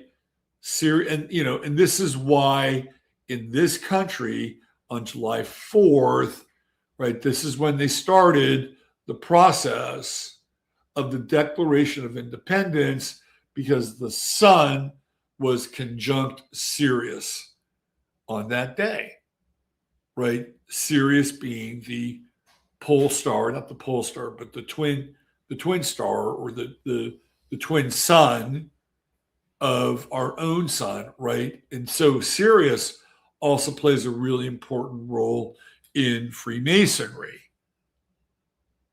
Of course, the founding fathers were mostly deists, or they were Freemasons, or they were Rosicrucians, right? It's like Jason Whitlock loves to say, well, the founding fathers were Christians. No, they weren't, Jason. The founding fathers were not Christians. They were not Christians. They built the United States based on ideas from Plato's Republic and the Magna Carta and Thomas More's Utopia. It's all kind of baked into what they were trying to do. And they knew that what they were trying to do was in some ways impossible, but they did it anyway, right? So even that is a very Gemini story, because theoretically they're breaking away from England, who is the twin of this country. When you really boil it down into the history that we've been taught, okay, like it is England and the United States. And what does the United States do? It breaks off from that relationship. But it is a country where we share the same mother tongue, right? So even that in and of itself is very Gemini. All right, so let's get into this a little bit more. Twins are often depicted with special powers. This applies to both mortal and immortal sets of twins, and is often related to the power over the weather. Twins in mythology also often share deep bonds. In Greek mythology, Castor and Pollux share a bond so strong that when mortal Castor dies, Pollux gives up half of his immortality to be with his brother. Castor and Pollux are the Dioscuri twin brothers. Their mother is Leda, a being who was seduced by Zeus, who had taken the form of a swan. These gods always take on the form of animals, don't they? They're sneaky that way. So what happened with Chiron? Kronos became a white stallion. Here Zeus becomes a swan. I guess the same holds true for men when they go into peacock mode. Even though the brothers are twins, they have two different fathers. This phenomenon is very common interpretation of twin births across different mythological cultures. Isn't that interesting? Remember I was telling you that a lot of times they're half brothers. Castor's father is Tyndareus, the king of Sparta, hence the mortal form. Pollux is the son of Zeus, and he's a demigod. The brothers were said to be born from an egg, along with sister Helen and Clytemnestra. So they're born out of an egg. This is wild shit, right? And the egg is the symbol of birth, right? It is the Orphic symbol of birth for everything. It is universal. This teleologically explains why their constellation, the Dioscura or Gemini, is only seen during one half of the year, as the twins split their time between the underworld and Mount Olympus. Isn't that interesting? In an Aboriginal tale, the same constellation represents the twin lizards who created the plants and animals and saved women from evil spirits. Another example of this strong bond shared between twins is the Ibeji twins from African mythology. Ibeji twins are viewed as one soul shared between two bodies. If one twin dies, the parents then create a doll that portrays the body of the deceased child. So this is what happens in real life, right? So if you have a child that dies, like a twin that dies, you create a doll of that twin. So the soul of the deceased can remain intact for the living twin. Without the creation of the doll, the living twin is almost destined for death because it is believed to be missing half of its soul. Twins in mythology are often associated with healing. They're also often gifted with the ability of divination or insight into the future, which is very Gemini in some ways. Divine twins in twin mythology are identical to either one or both place of a god. The fairy gods, that's fairy, F-E-R-I, if you're just listening, are not separated entities, but are unified into one center. These divine twins can function alone in one body, either functioning as a male or as a male and female as they desire. Divine twins represent polarity in the world.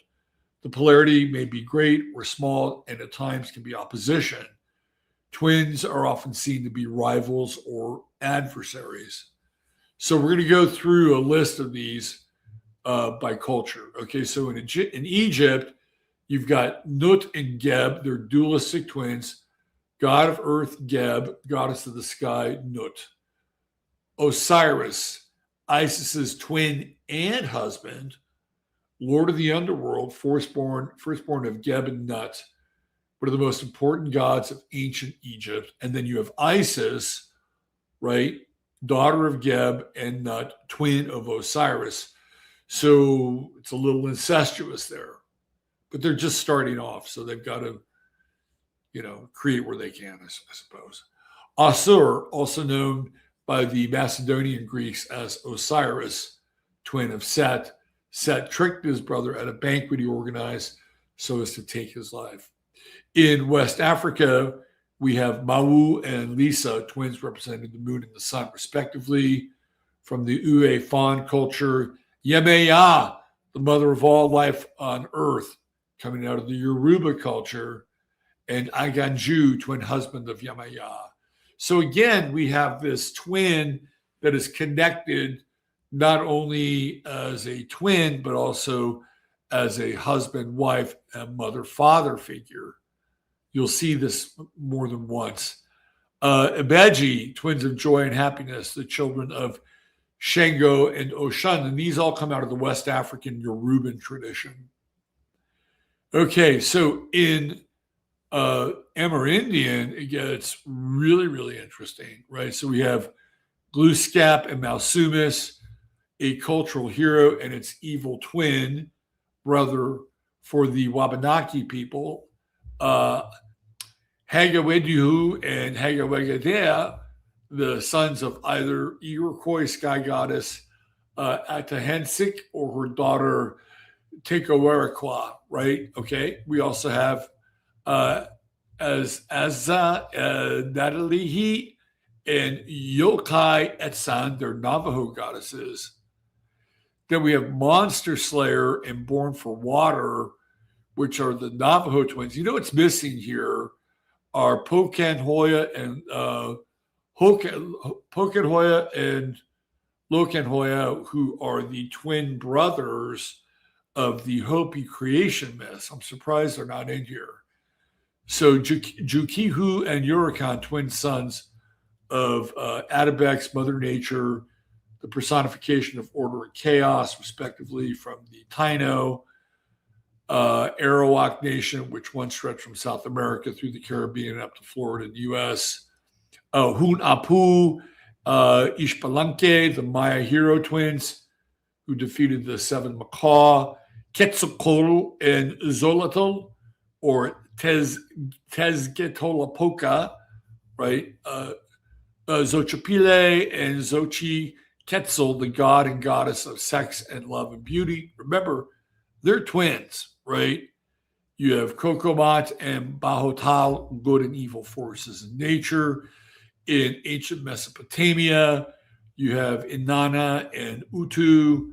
Now we're getting into Greek and Roman mythology. Apollo and Artemis, god and goddess, children of Zeus and Leto. They're twins. Apollo and Artemis are twins. Hypnos and Thanatos, they're the sons of Nyx. Despoina and Arion, the goddess of immortal horse, children of Demeter and Poseidon. So they got together, hooked up, right? The god of the sea and Demeter, the goddess of the hunt. Pelici, the Sicilian chthonic deities in Greek mythology. In Roman mythology, here we have one divine and then one mortal. So we have twins that are a little bit of each. We have Heracles and Iphicles through their mother, though their mother was Alcmene. Hercules was son of Zeus, while Iphicles was the son of Amphitryon. Castor and Pollux, who we already spoke about. Helen and Clytemnestra, who are the sisters of the Dioscuri. They were the daughters of Leda by Zeus and Tyrandeus, respectively. So we've got different fathers, different baby daddies. So these are children of a god or a nymph and immortal. Belius and Agenor, sons of Poseidon and Libya. god and a nymph, Aegyptus and Danaus, sons of Belus, and Achero, Nia, daughter of Nile, Aeolus and Boetus, the sons of Poseidon and Arne, which is another nymph, Lycastus and Parrhasius, sons of Ares, and Philinome, daughter of Nyctimus of Arcadia, right? So these are basically the offspring of gods and nymphs, right? But they're still twins, right?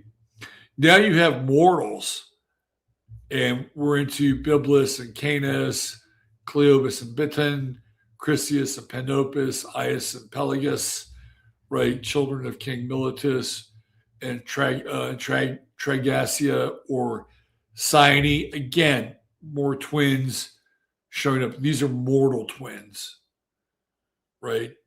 They're interesting, but their roles are probably not as well known as some of the other twins. Cassandra and Helenus, we know about Cassandra. How much do you know about Helenus? Probably not a lot.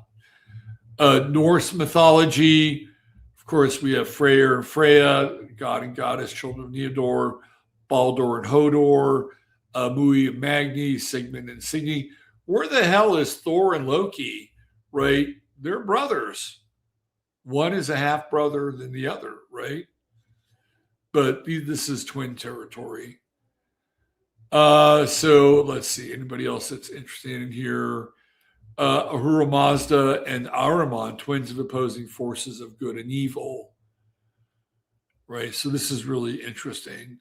Divine twins, dualistic cosmology, et cetera, et cetera, et cetera. Right? So let's do the brothers in mythology. So we can round this off a little bit. Those are twins.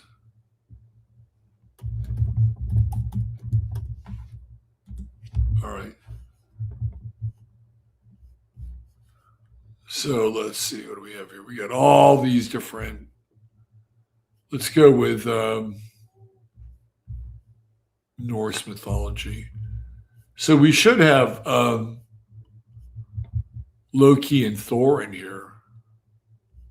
Right? The family tree. Let's see. We got to locate Loki and Thor.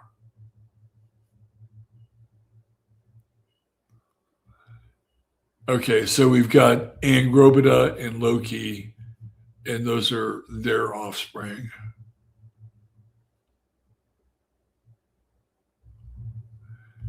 Here's Odin. Right, there's Odin right there. So let's go down here. We have Tyr, Hor, Hermor.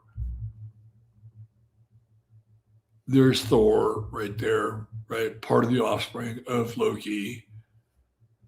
Part of the offspring of Odin. And where the hell is Loki? Here, let's click on Thor.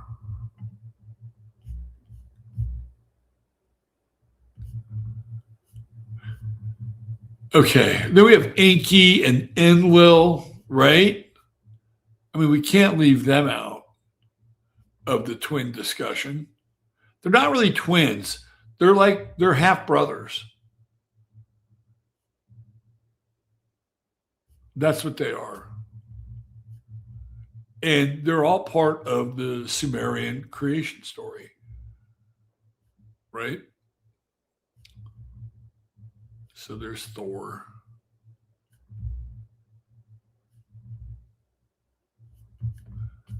Let's do Enlil and Enki.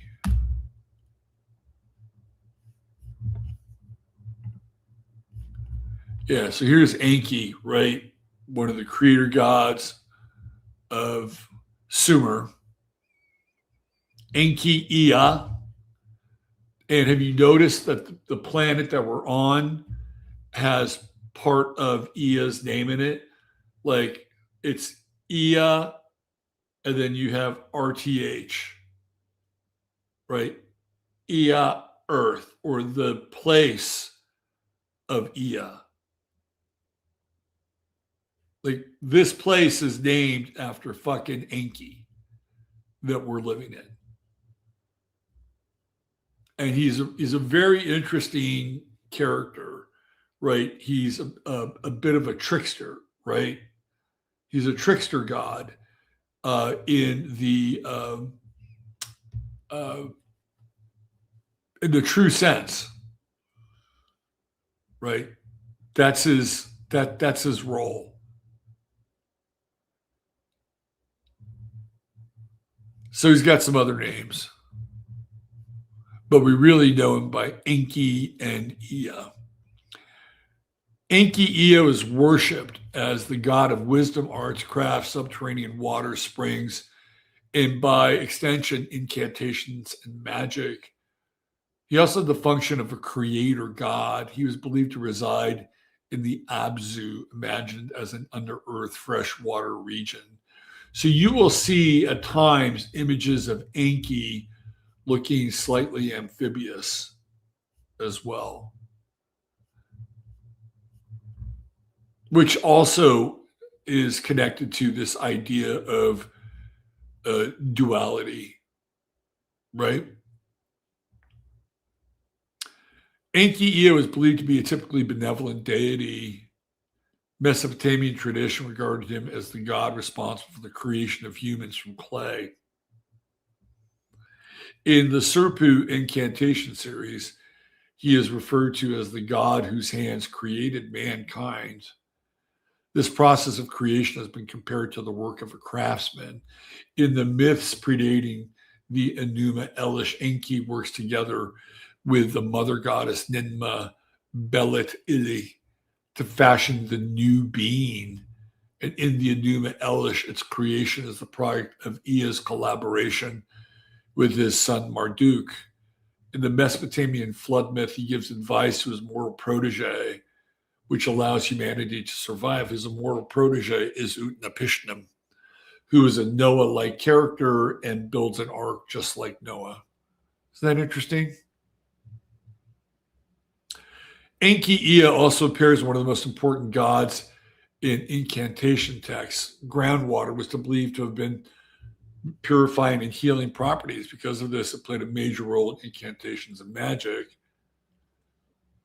Enki Ea was invoked for a broad variety of purposes, including exorcism, purification.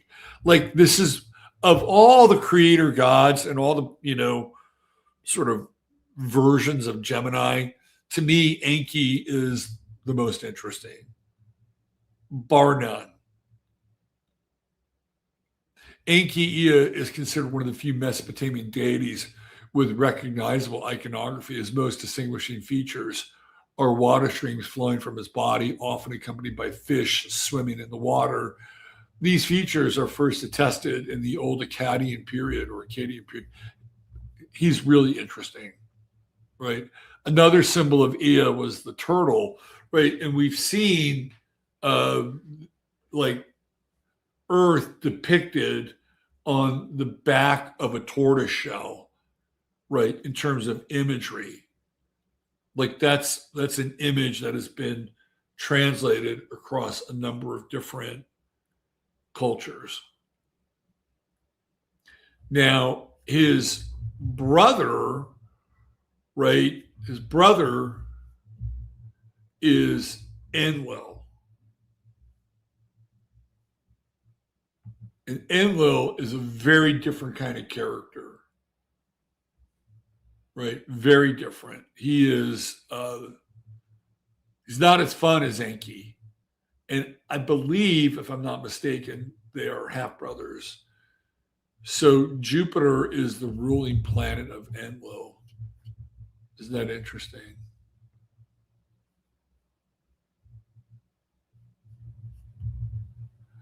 It's strange because I would have thought that Jupiter would have been the ruling planet of Enki, but apparently that's not the case. So Enlil is more of a hard ass, right? Is he really benevolent? I'm not sure how benevolent Enlil was. Enlil is the guy who's like behind the flood.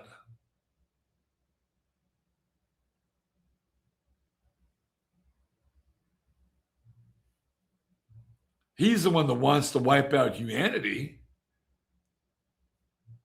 because Enki did too good of a job creating humanity. Okay, so it says here, right, in the latter Akkadian version of the flood story recorded in the Epic of Gilgamesh, Enlil actually causes the flood, seeking to annihilate every living thing on Earth because the humans, who are vastly overpopulated, make too much noise and prevent him from sleeping. In this version of the story, the hero is Utnapishtim, who is warned ahead of time by Ea, also known as Enki, the Babylonian equivalent of Enki, that the flood is coming. The flood lasts 7 days. When it ends, Ishtar, who had mourned the destruction of humanity, promises Utnapishtim that Enlil will never cause a flood again. When Enlil sees that Utnapishtim and his family have survived, he is outraged. But his son Ninurta speaks up in favor of humanity, arguing that instead of causing floods, Enlil should simply ensure that humans never become overpopulated by reducing their numbers using wild animals and famines. Enlil goes into the boat. Utnapishtim and his wife bow before him. Enlil, now appeased, grants Utnapishtim immortality as a reward for loyalty of the gods. Right, so these are two very, very interesting characters, and they're brothers. But I don't believe that they are full brothers. I believe they're half brothers, if I'm not mistaken. Right, and that gets into the whole Gemini territory. So I find this shit to be fascinating. Just in terms of how often these characters show up again and again and again. So let's do this. To me, it means that there's a there there. Right? There is a there there in the idea that there are these two deities, either brothers that were directly related or half brothers. And across all these different versions of creation, they're involved, right? They are involved in the creation story of this world. Right now, I'm trying to look up the Hopi version of this, which I thought was really cool. I really got into like the whole story with like grandmother spider and all these creation tales, right? Of how the world is like there are four characters in sort of the creation tale of the Hopi. Like Frank Waters, if you ever want to get into like the Hopi world and how like the first world, the second world, the third world, the fourth world, right? Frank Waters is your source for that.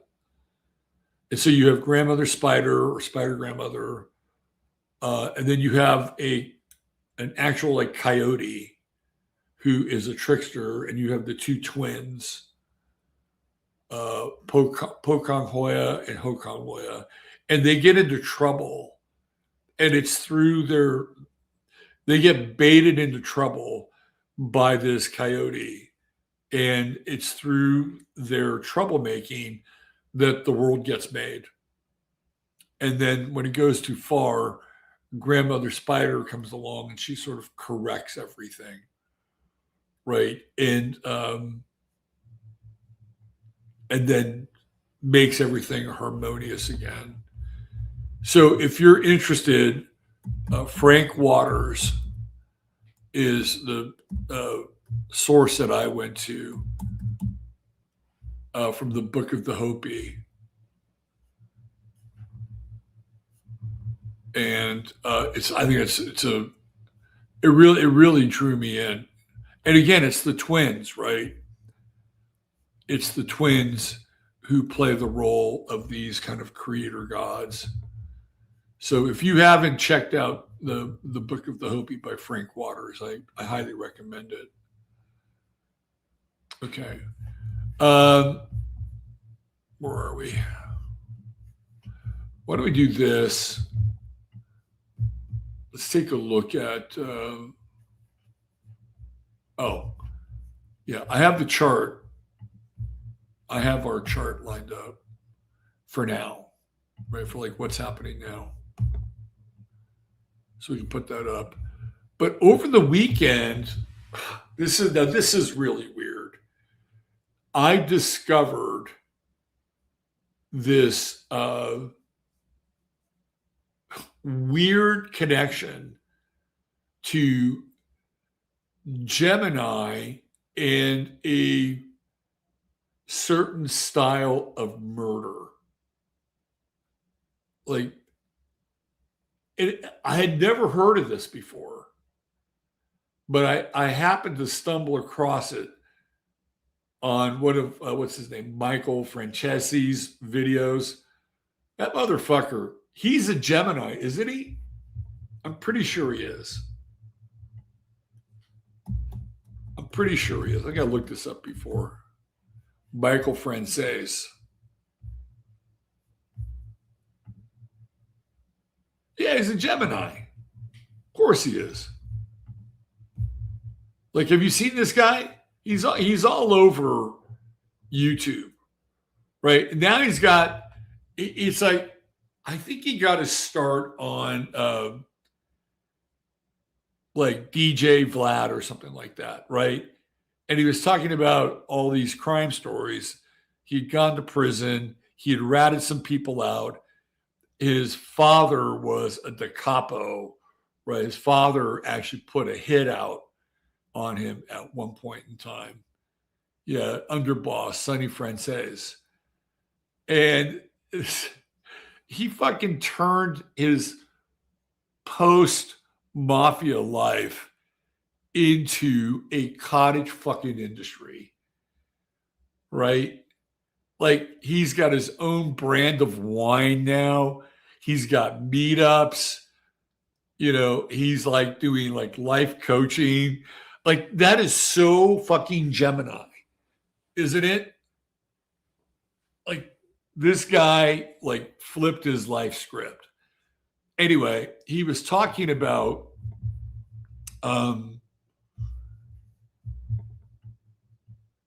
the how do you say it? How would I phrase it? The Gemini style of mob killing. Okay, it's a thing. And let me show you guys this. And I just discovered this weekend.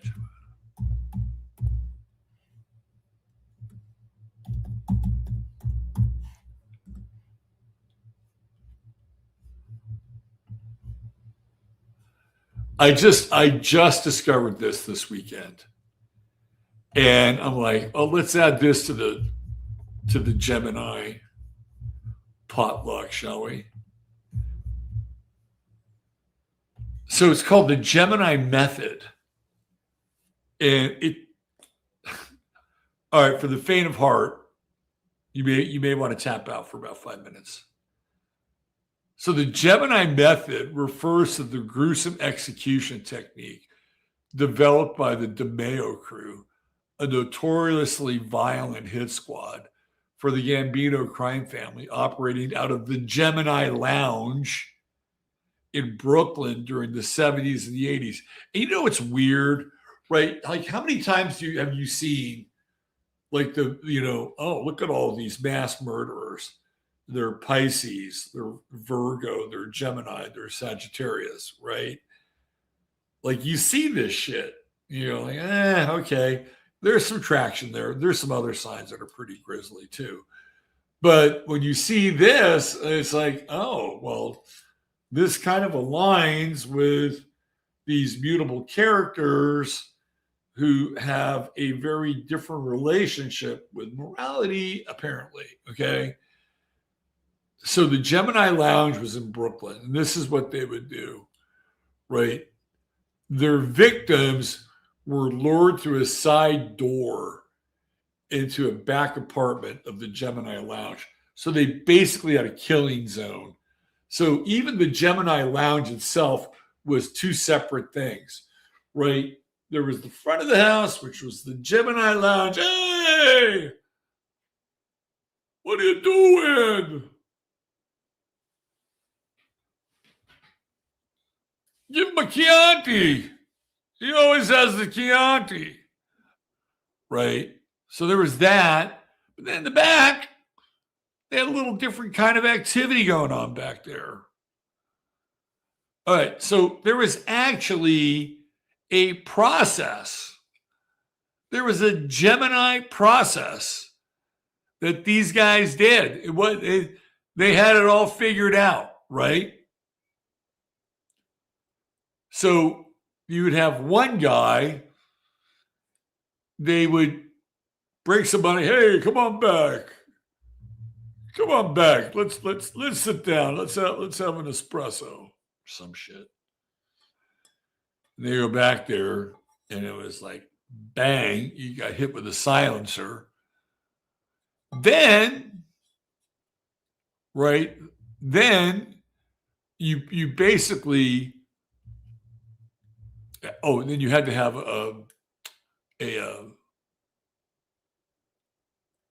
like a towel, right, to stop the bleeding. Oh, and then you stab the person in the heart.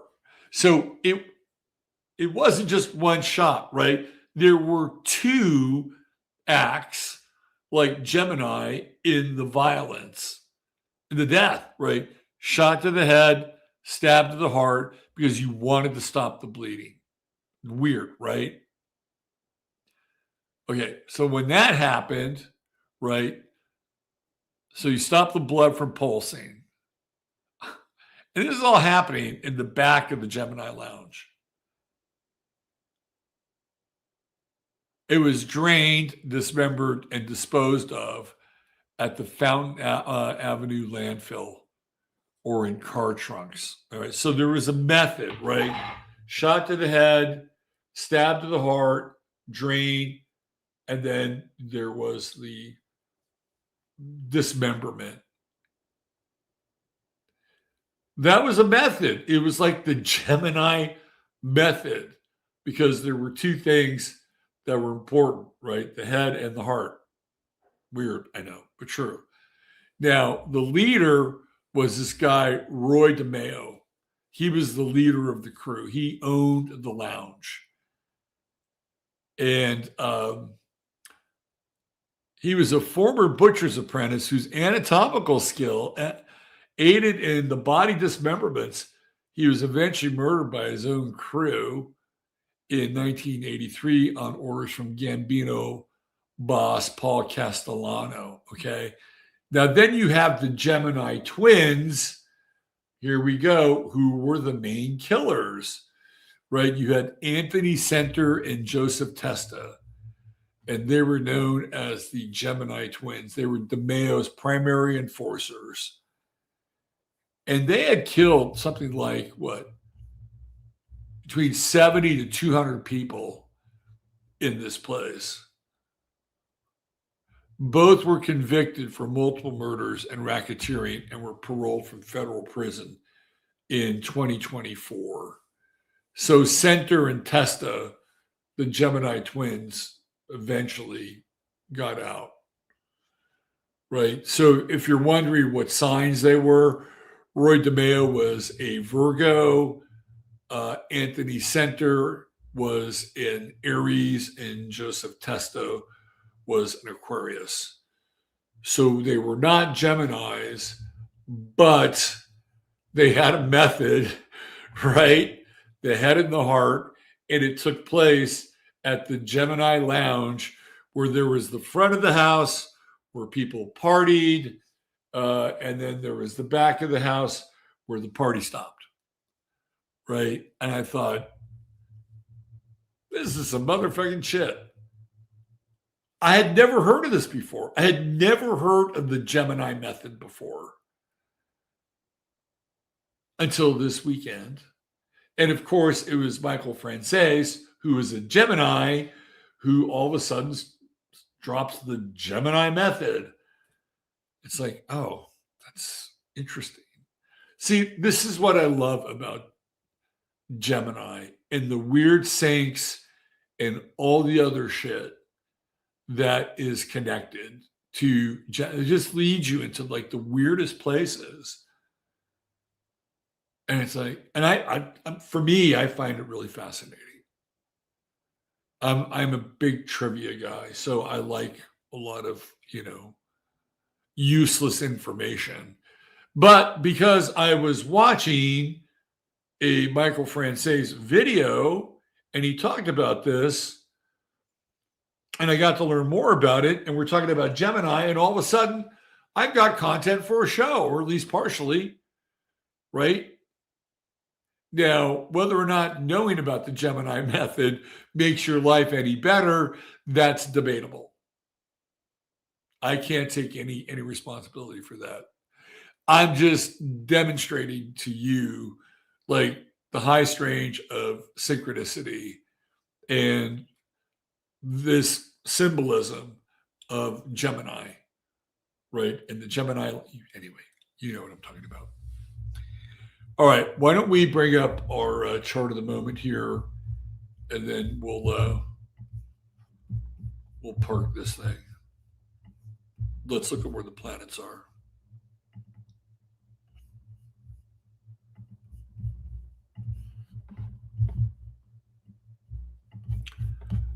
All right, so here we go. This was at the start of tonight's show at 7:30, which was 2 hours and 10 minutes ago. And we're at 27 degrees Taurus. That puts the sun bang on Algol. Bang on Algol. And coming up very quickly with a conjunction, this is going to be the first conjunction of the Sun and Uranus since Uranus has gone into Gemini. So it is coming in 4 days. And it is going to be fucking whack. I mean, whack. Have you seen what Trump has been posting on Truth Social? It's really odd, right? It's really, really odd. It's like he's talking about that he's like, he actually went to the villages. You guys know the villages in Florida? Pickleball, group sex, right?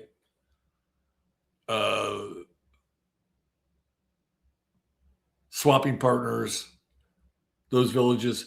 He went to the villages and he gave a speech, and he basically insulted the people of the villages. And he said, you're getting older. Look at me. I'm getting younger. Look how vital I am. Like Trump's got some fucking balls on him.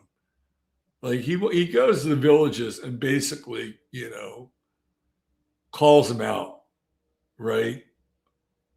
It's like, I don't know if he's getting, I've seen some pictures of Trump lately where he's not looking all that young.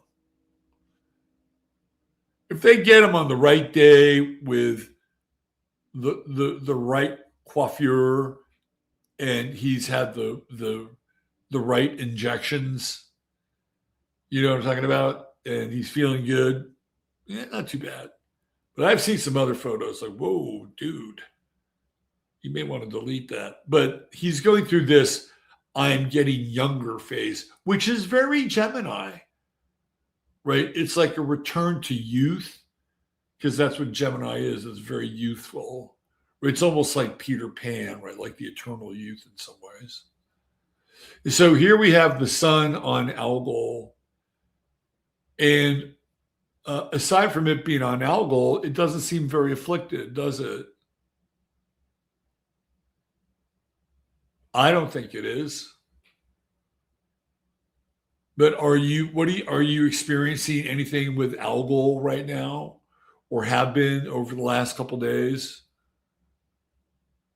Do you feel integrated in your life? Do you feel like your head and your body? You know what's interesting? I'll tell you what's interesting.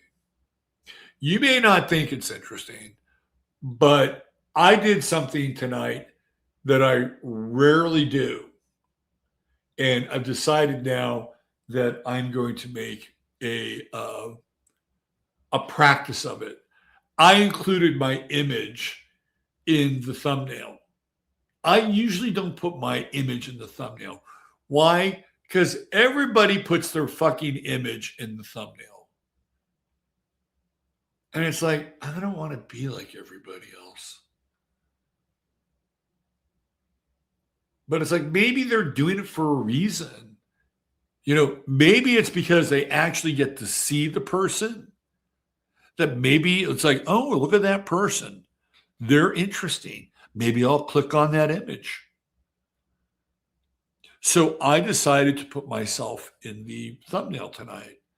And for me, it's kind of an Algol moment, right? Like, okay, I'm going to attach my head, which is really what I did. I'm going to attach my head to the image of this thumbnail, right? I'm going to be kind of intact in some ways, right? And to me, that is what theoretically Algol should be about. It's about connecting the head with the rest of the body, right? Because it represents decapitation, it represents lynchings, it represents the head being disconnected from the rest of the body via the throat, right? So the healing of Algol is when they are reconnected and your head and your body are one, right? You are the sole expression of your somatic experience. You're one, you're integrated. Mind and body are one. That is the healing and the redemption of Algol. So I didn't really plan it that way, but now that I look at it, it makes a lot of sense. So have you experienced, this is just a general question, have you experienced something similar over the last 48 hours? Or do you feel more integrated? Are you willing to take more of a risk with your identity? Right? Are you willing to be seen in some ways? That generally Algol does not always promote. Right? Algol will promote one side or the other. Well, you'll just see my head and you'll just get my intellect, or you'll get my body. Let me show you my body. I'm my body.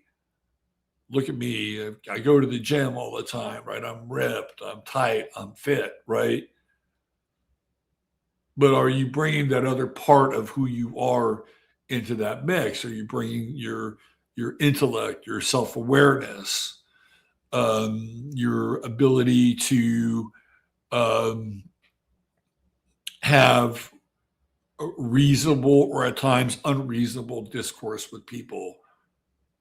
Right? Do you identify with one part of your nature over the other? Well, Algol coming together brings both of them into one integrated whole, right? And that's kind of where we are right now. And we just had the moon go through Taurus. We had the moon go through Algol. And now we have Ceres coming up and also conjuncting Algol. So at a much larger level, what is it saying? right? And when you have Ceres and the sun and algal, like that doesn't happen every fucking year. Like it is saying this is a time for you to get integrated, to put it all together. That, you know, the Jungians have a term for it. It's called individuation. And I think it's important, right? Because we're going to have the sun conjuncting Uranus. And look, and I'm not suggesting you should do this, but you can do whatever the fuck you want with your life. But if you knew who you were, right, at a core level, you really knew who you were. Like your head was attached to your body, body's attached to your head. You know, at least, you know, you have this idea that heaven and earth are one. When the sun conjuncts Uranus, you can shapeshift. You can take any form, right? Because at a core level, like you know who you are. You know what you can return to if you need to, right? Because that's what the Sun Uranus conjunction coming up is about. Now, that's just on a personal level, right? There's a lot more latitude for creative self-expression and taking on other aspects of your identity. It's a bit risky, right? But we're going to have it. We're going to have this Sun Uranus conjunction. Now, I think this is where the UFO shit, this is where the ET stuff is going to start to come into play. I think we're about 4 or 5 days away from something really weird being revealed. Trump just posted this thing on Truth Social where he's with a fucking gray alien that's ripped. Have you guys seen this? Of course, he's with the ripped gray alien. He's not going to just be with any gray alien. You notice how Trump, like, you ever notice how he talks? He says, "Oh, you're a hell of a specimen. Well, you're a great looking guy, right?" Can you imagine him talking to a gray alien like this? Let me tell you. Look at this guy. Look at the shape he's in. I mean, look at him. They could have just sent anybody, right? But we got this guy.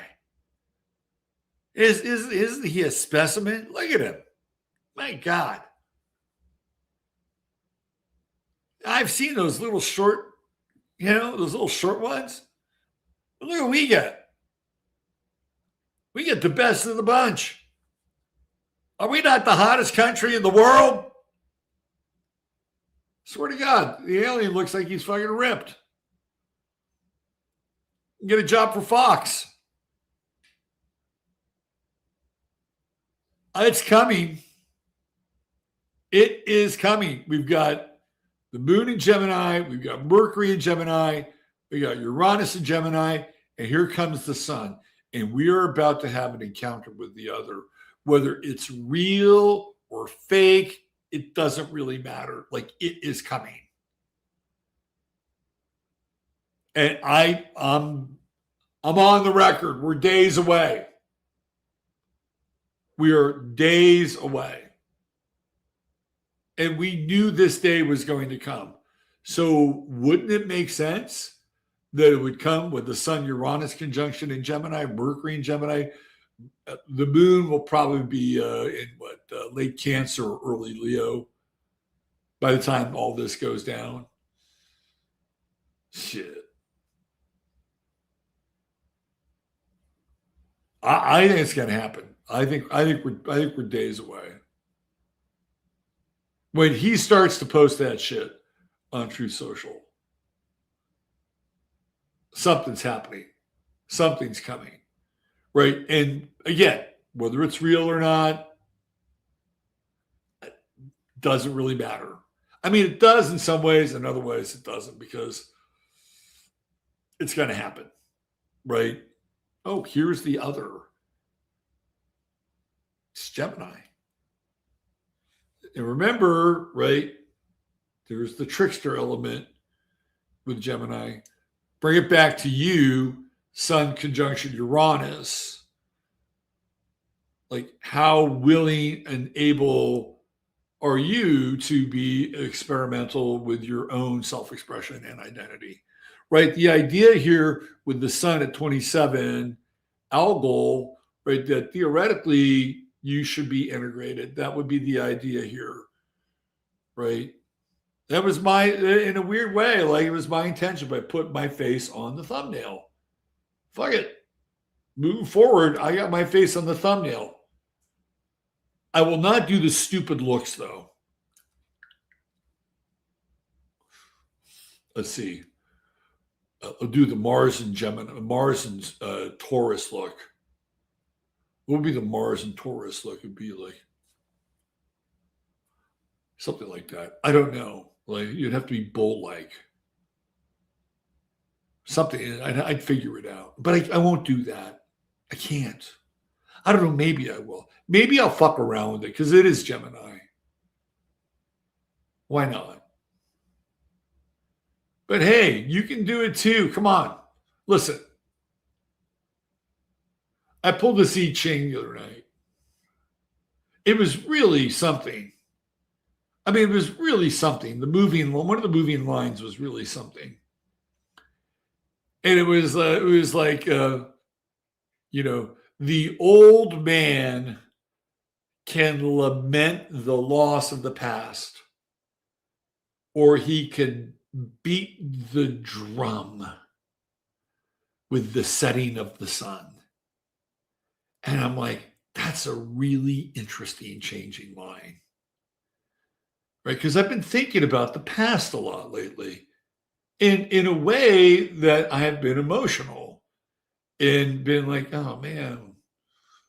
I mean, you get to a certain age, it's like, you ain't never going to see that shit again. Right? Like, I mean, it's just the way it is. Whether it was the time that we grew up in, which I feel very at times quite sentimental about. Because I think even though the 70s kind of sucked on a social level, like on a personal level, the 70s were fucking cool. Like growing up in the 70s, there was so much freedom and everything was changing and there was great art and there was great music and, it was just a great time for me to come of age. Maybe everybody says that about their age. I don't know. But I've been lamenting the loss of some of that. But then I saw that changing line. It's like, you know what? Beat the fucking drum, man. Beat the drum. Bang the drum. You have a choice.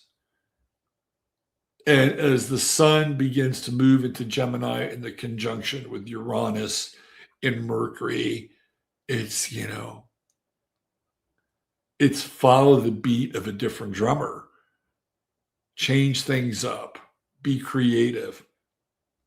Change your identity around a little bit. I mean, even today, I was like kind of conscious and aware of that. I hate to bring it all about me, but I mean, this is where, the lab is. We're in the lab. I'm in the lab. You're in the lab. So I flew cross country and I bought a car, right? And some of you don't know what the car is.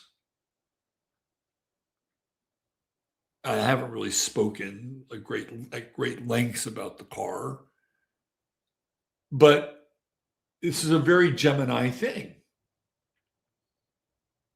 I got a car that I never thought I would ever own or drive.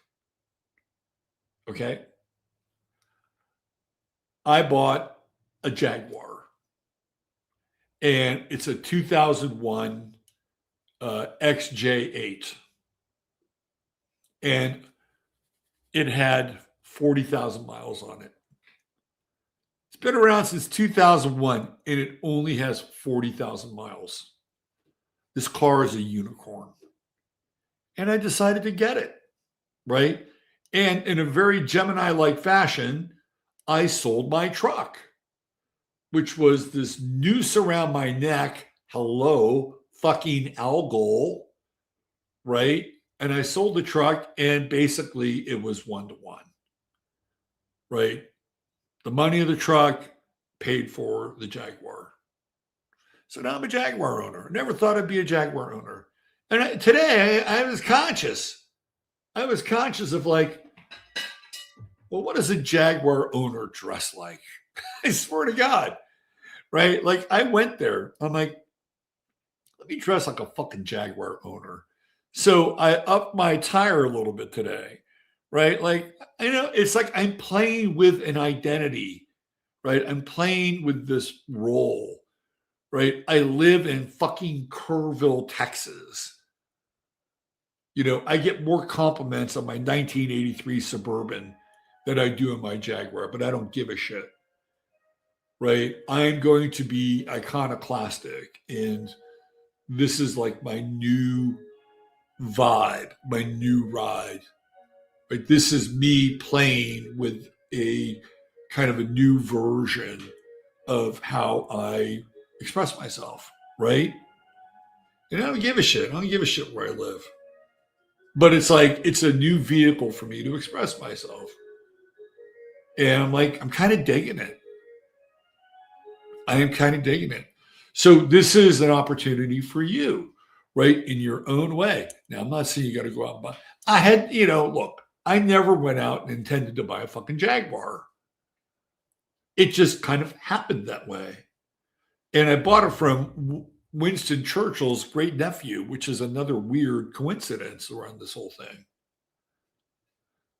So play around a little bit, right? Look, the world is fucking crazy and fucked up and weird, right? Like, can we kind of agree on that? But I really feel like with all these Gemini planets now, and the sun coming in and conjuncting Uranus, it's like, fuck all that shit. You know, what does Gemini know how to do better than any other sign besides Leo? Gemini knows how to play. Gemini loves to play. It brings us back to our youth and puzzles and board games and figuring things out for the sake of figuring them out, right? If you read Leaves of Grass with Walt Whitman, there's some famous lines in there about the joys of figuring something out. And of course, a Gemini would write those lines.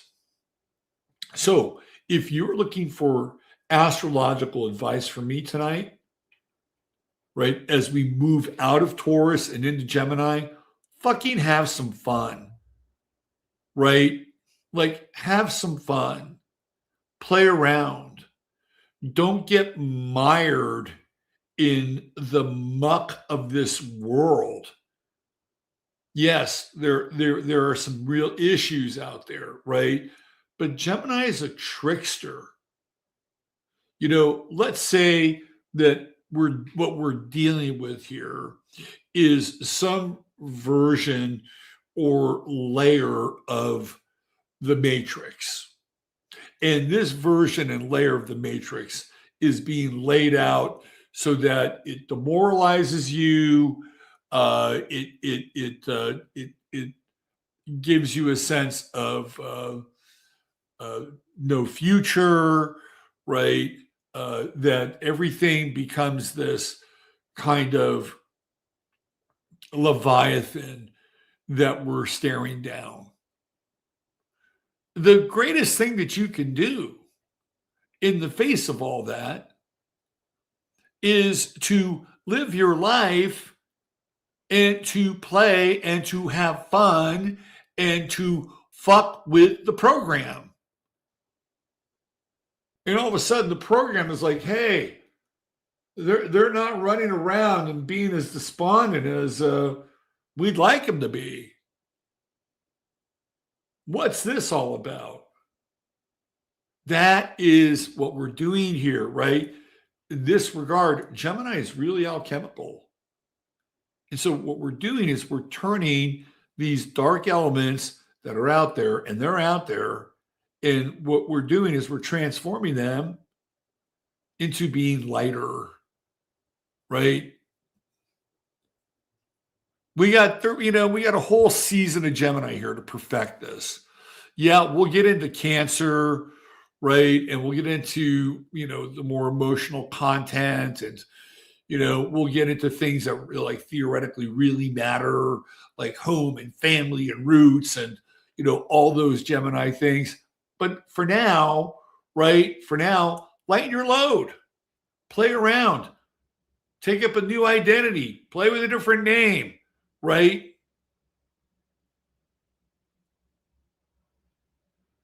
Allow the energy of the trickster, which is Gemini, to come into your life and do something different. Do something different. When we do this is the way where, like, this program, which says, oh, well, we have to demoralize these people. We have to give them no hope and no future. And, oh, look at them. Look at them. Oh, they're responding exactly. They're reacting exactly the way we want them to. Look at that. The program's working so well. Well, what happens if we fuck with the program? The program's like, what's going on here? These people are they're not reacting the way that they're supposed to react. God damn them. Let's turn up the volume. Let's make them really suffer. And what do? And you're like, fuck you. Right? We've had enough. We have had enough of your suffering. We've had enough of your bullshit. Right? We're going to turn it on its ear. That's what you do. This is the season for it. And you know what? If you're taking things too seriously, Gemini will pull the rug out from under you. You go, yeah, you're right. You're right. You're right. And then you laugh at yourself. And it's laughing at yourself is one of the greatest exercises anybody can do. It's great. It's healing. It's really healing. Oh, even today, I'm going to dress like a Jaguar owner, right? Fuck, who cares? I can laugh at myself for that. It's silly. It's stupid. And I can laugh at it, but I don't give a fuck. And neither should you. Jupiter's going to be moving into Leo here. By the end of June, we're going into Jupiter into Leo. And let me tell you something, right? Like, you may think, like, on some level, it's like the rise of the elites and everything that Jupiter and Leo stands for. It's like, you know what? Fuck that, man. Fuck it. It's time to start celebrating and enjoying life, right? Fuck the ticks. Have a barbecue in your backyard a couple times a summer. Invite people over. Like, come on. Let's go. Venus is about to move into Cancer. You can hang out with your neighbors. You can do some cool shit with your family, right? Mars is about to move into Taurus. It's on the other side of Chiron now. Mars and Taurus move slow, right? It moves slow, and it's okay. It's going to square Pluto. And even that, I think, can be very therapeutic. Like this, look, Mars and Taurus squaring Pluto in Aquarius. You may feel some way about the data centers. Maybe you like them. Maybe you like the fact that the data centers are the key to the future, or they're capitalism unbridled. But I guarantee you, like, when Mars goes into Taurus and it squares Pluto and Aquarius, it is not going to be business as usual with the data centers. If there are people who object to the data centers, where they're living, Mars and Taurus squaring Pluto, we might see some immediate action.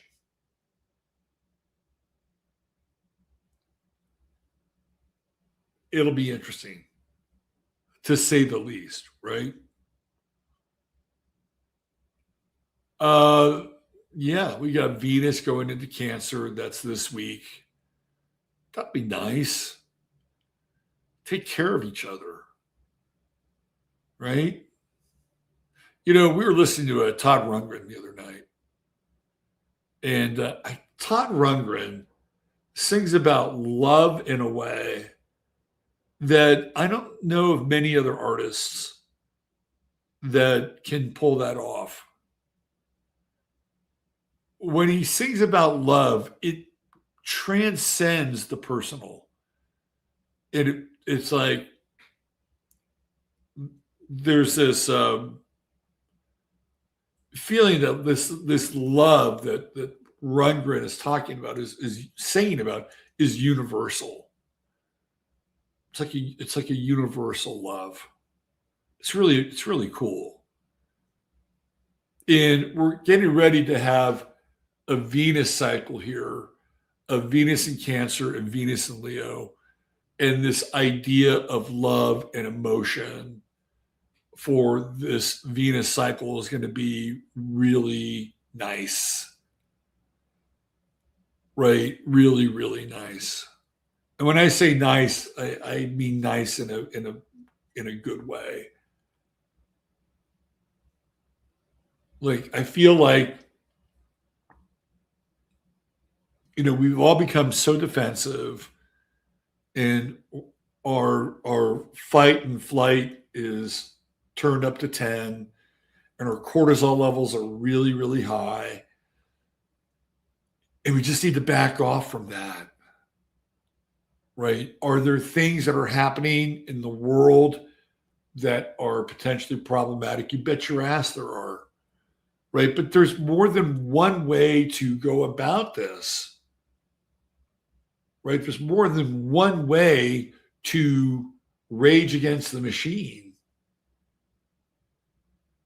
And in Gemini, it is about having fun and being a trickster and flipping things on its side and being able to laugh at yourself and to take on different aspects of identity and to not get attached, right?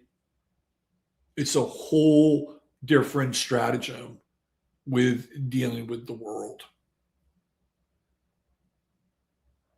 And then as far as Venus goes, we're moving into this place where, like, we're in a good spot astrologically. Let me tell you, we're in a really good spot astrologically because we get to play with duality. We get to play with identity. We get to play with play. And yet with Venus and Jupiter, we're moving into territory that matters. It's soulful. It's connected, right? It allows us in some ways to be even more playful and more creative. So we're in a good place. And Mars and Taurus, I like it, particularly in a world that is just becoming more increasingly digital. It's going to be interesting to see what happens with this tech shit, right? Because Mars and Taurus is generally a good time to go outdoors and spend time with your, feet in the ground. But I feel like this tick stuff with Mars and Taurus is gonna go to another level, right? I got to play you guys this.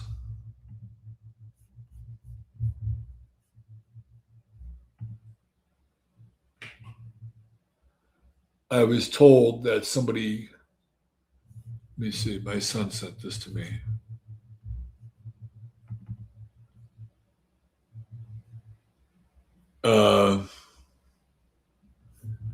He says this guy looks like me. Is he in a band? Let me see. He just sent this to me. Let me see if you guys think that this guy looks like me. Since we're in Gemini territory.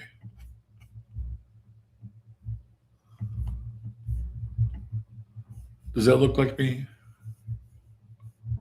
A little bit.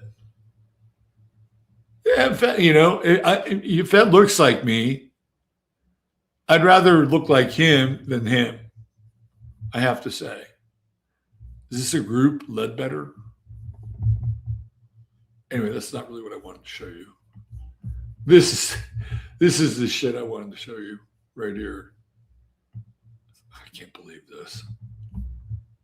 Check this out.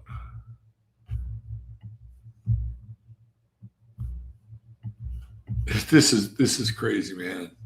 Hold on.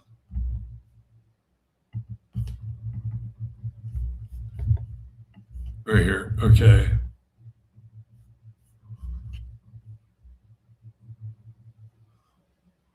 All right, so check this out. This is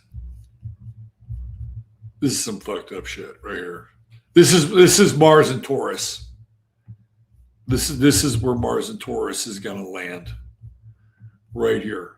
Right here. All right, watch this.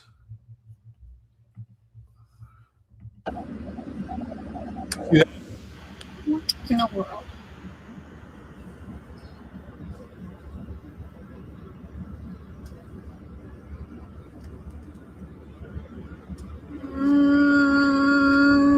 No, I don't want you.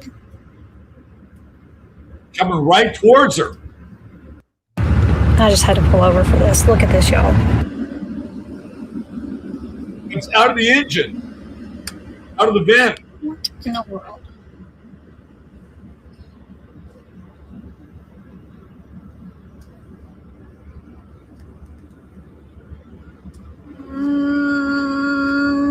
No. It heads right towards her. It's like neat, neat, neat, neat, neat. Like there's some guy like in an AI center, like piloting that little tick. That's your Mars and Taurus. That shit's coming. Right? That shit is coming. I guarantee you something's going to happen. I've been hearing that there are even like helicopters now dropping boxes. Somebody's going to take out a fucking helicopter.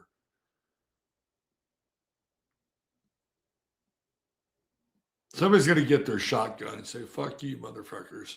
They're going to blow a helicopter out of the sky. Mars and Taurus. Enough. We've had enough. That's what it feels like. All right. Speaking of enough, I think that's it. I think we've had enough astrology for tonight. All right, people. Do not let the program get you down. All right? Bang the drum. Flip the switch. Fuck with it. Right? How do you fuck with it? You play. You pull the rug out from under it. You laugh in the face of the program. And when they turn the volume up, you laugh even louder.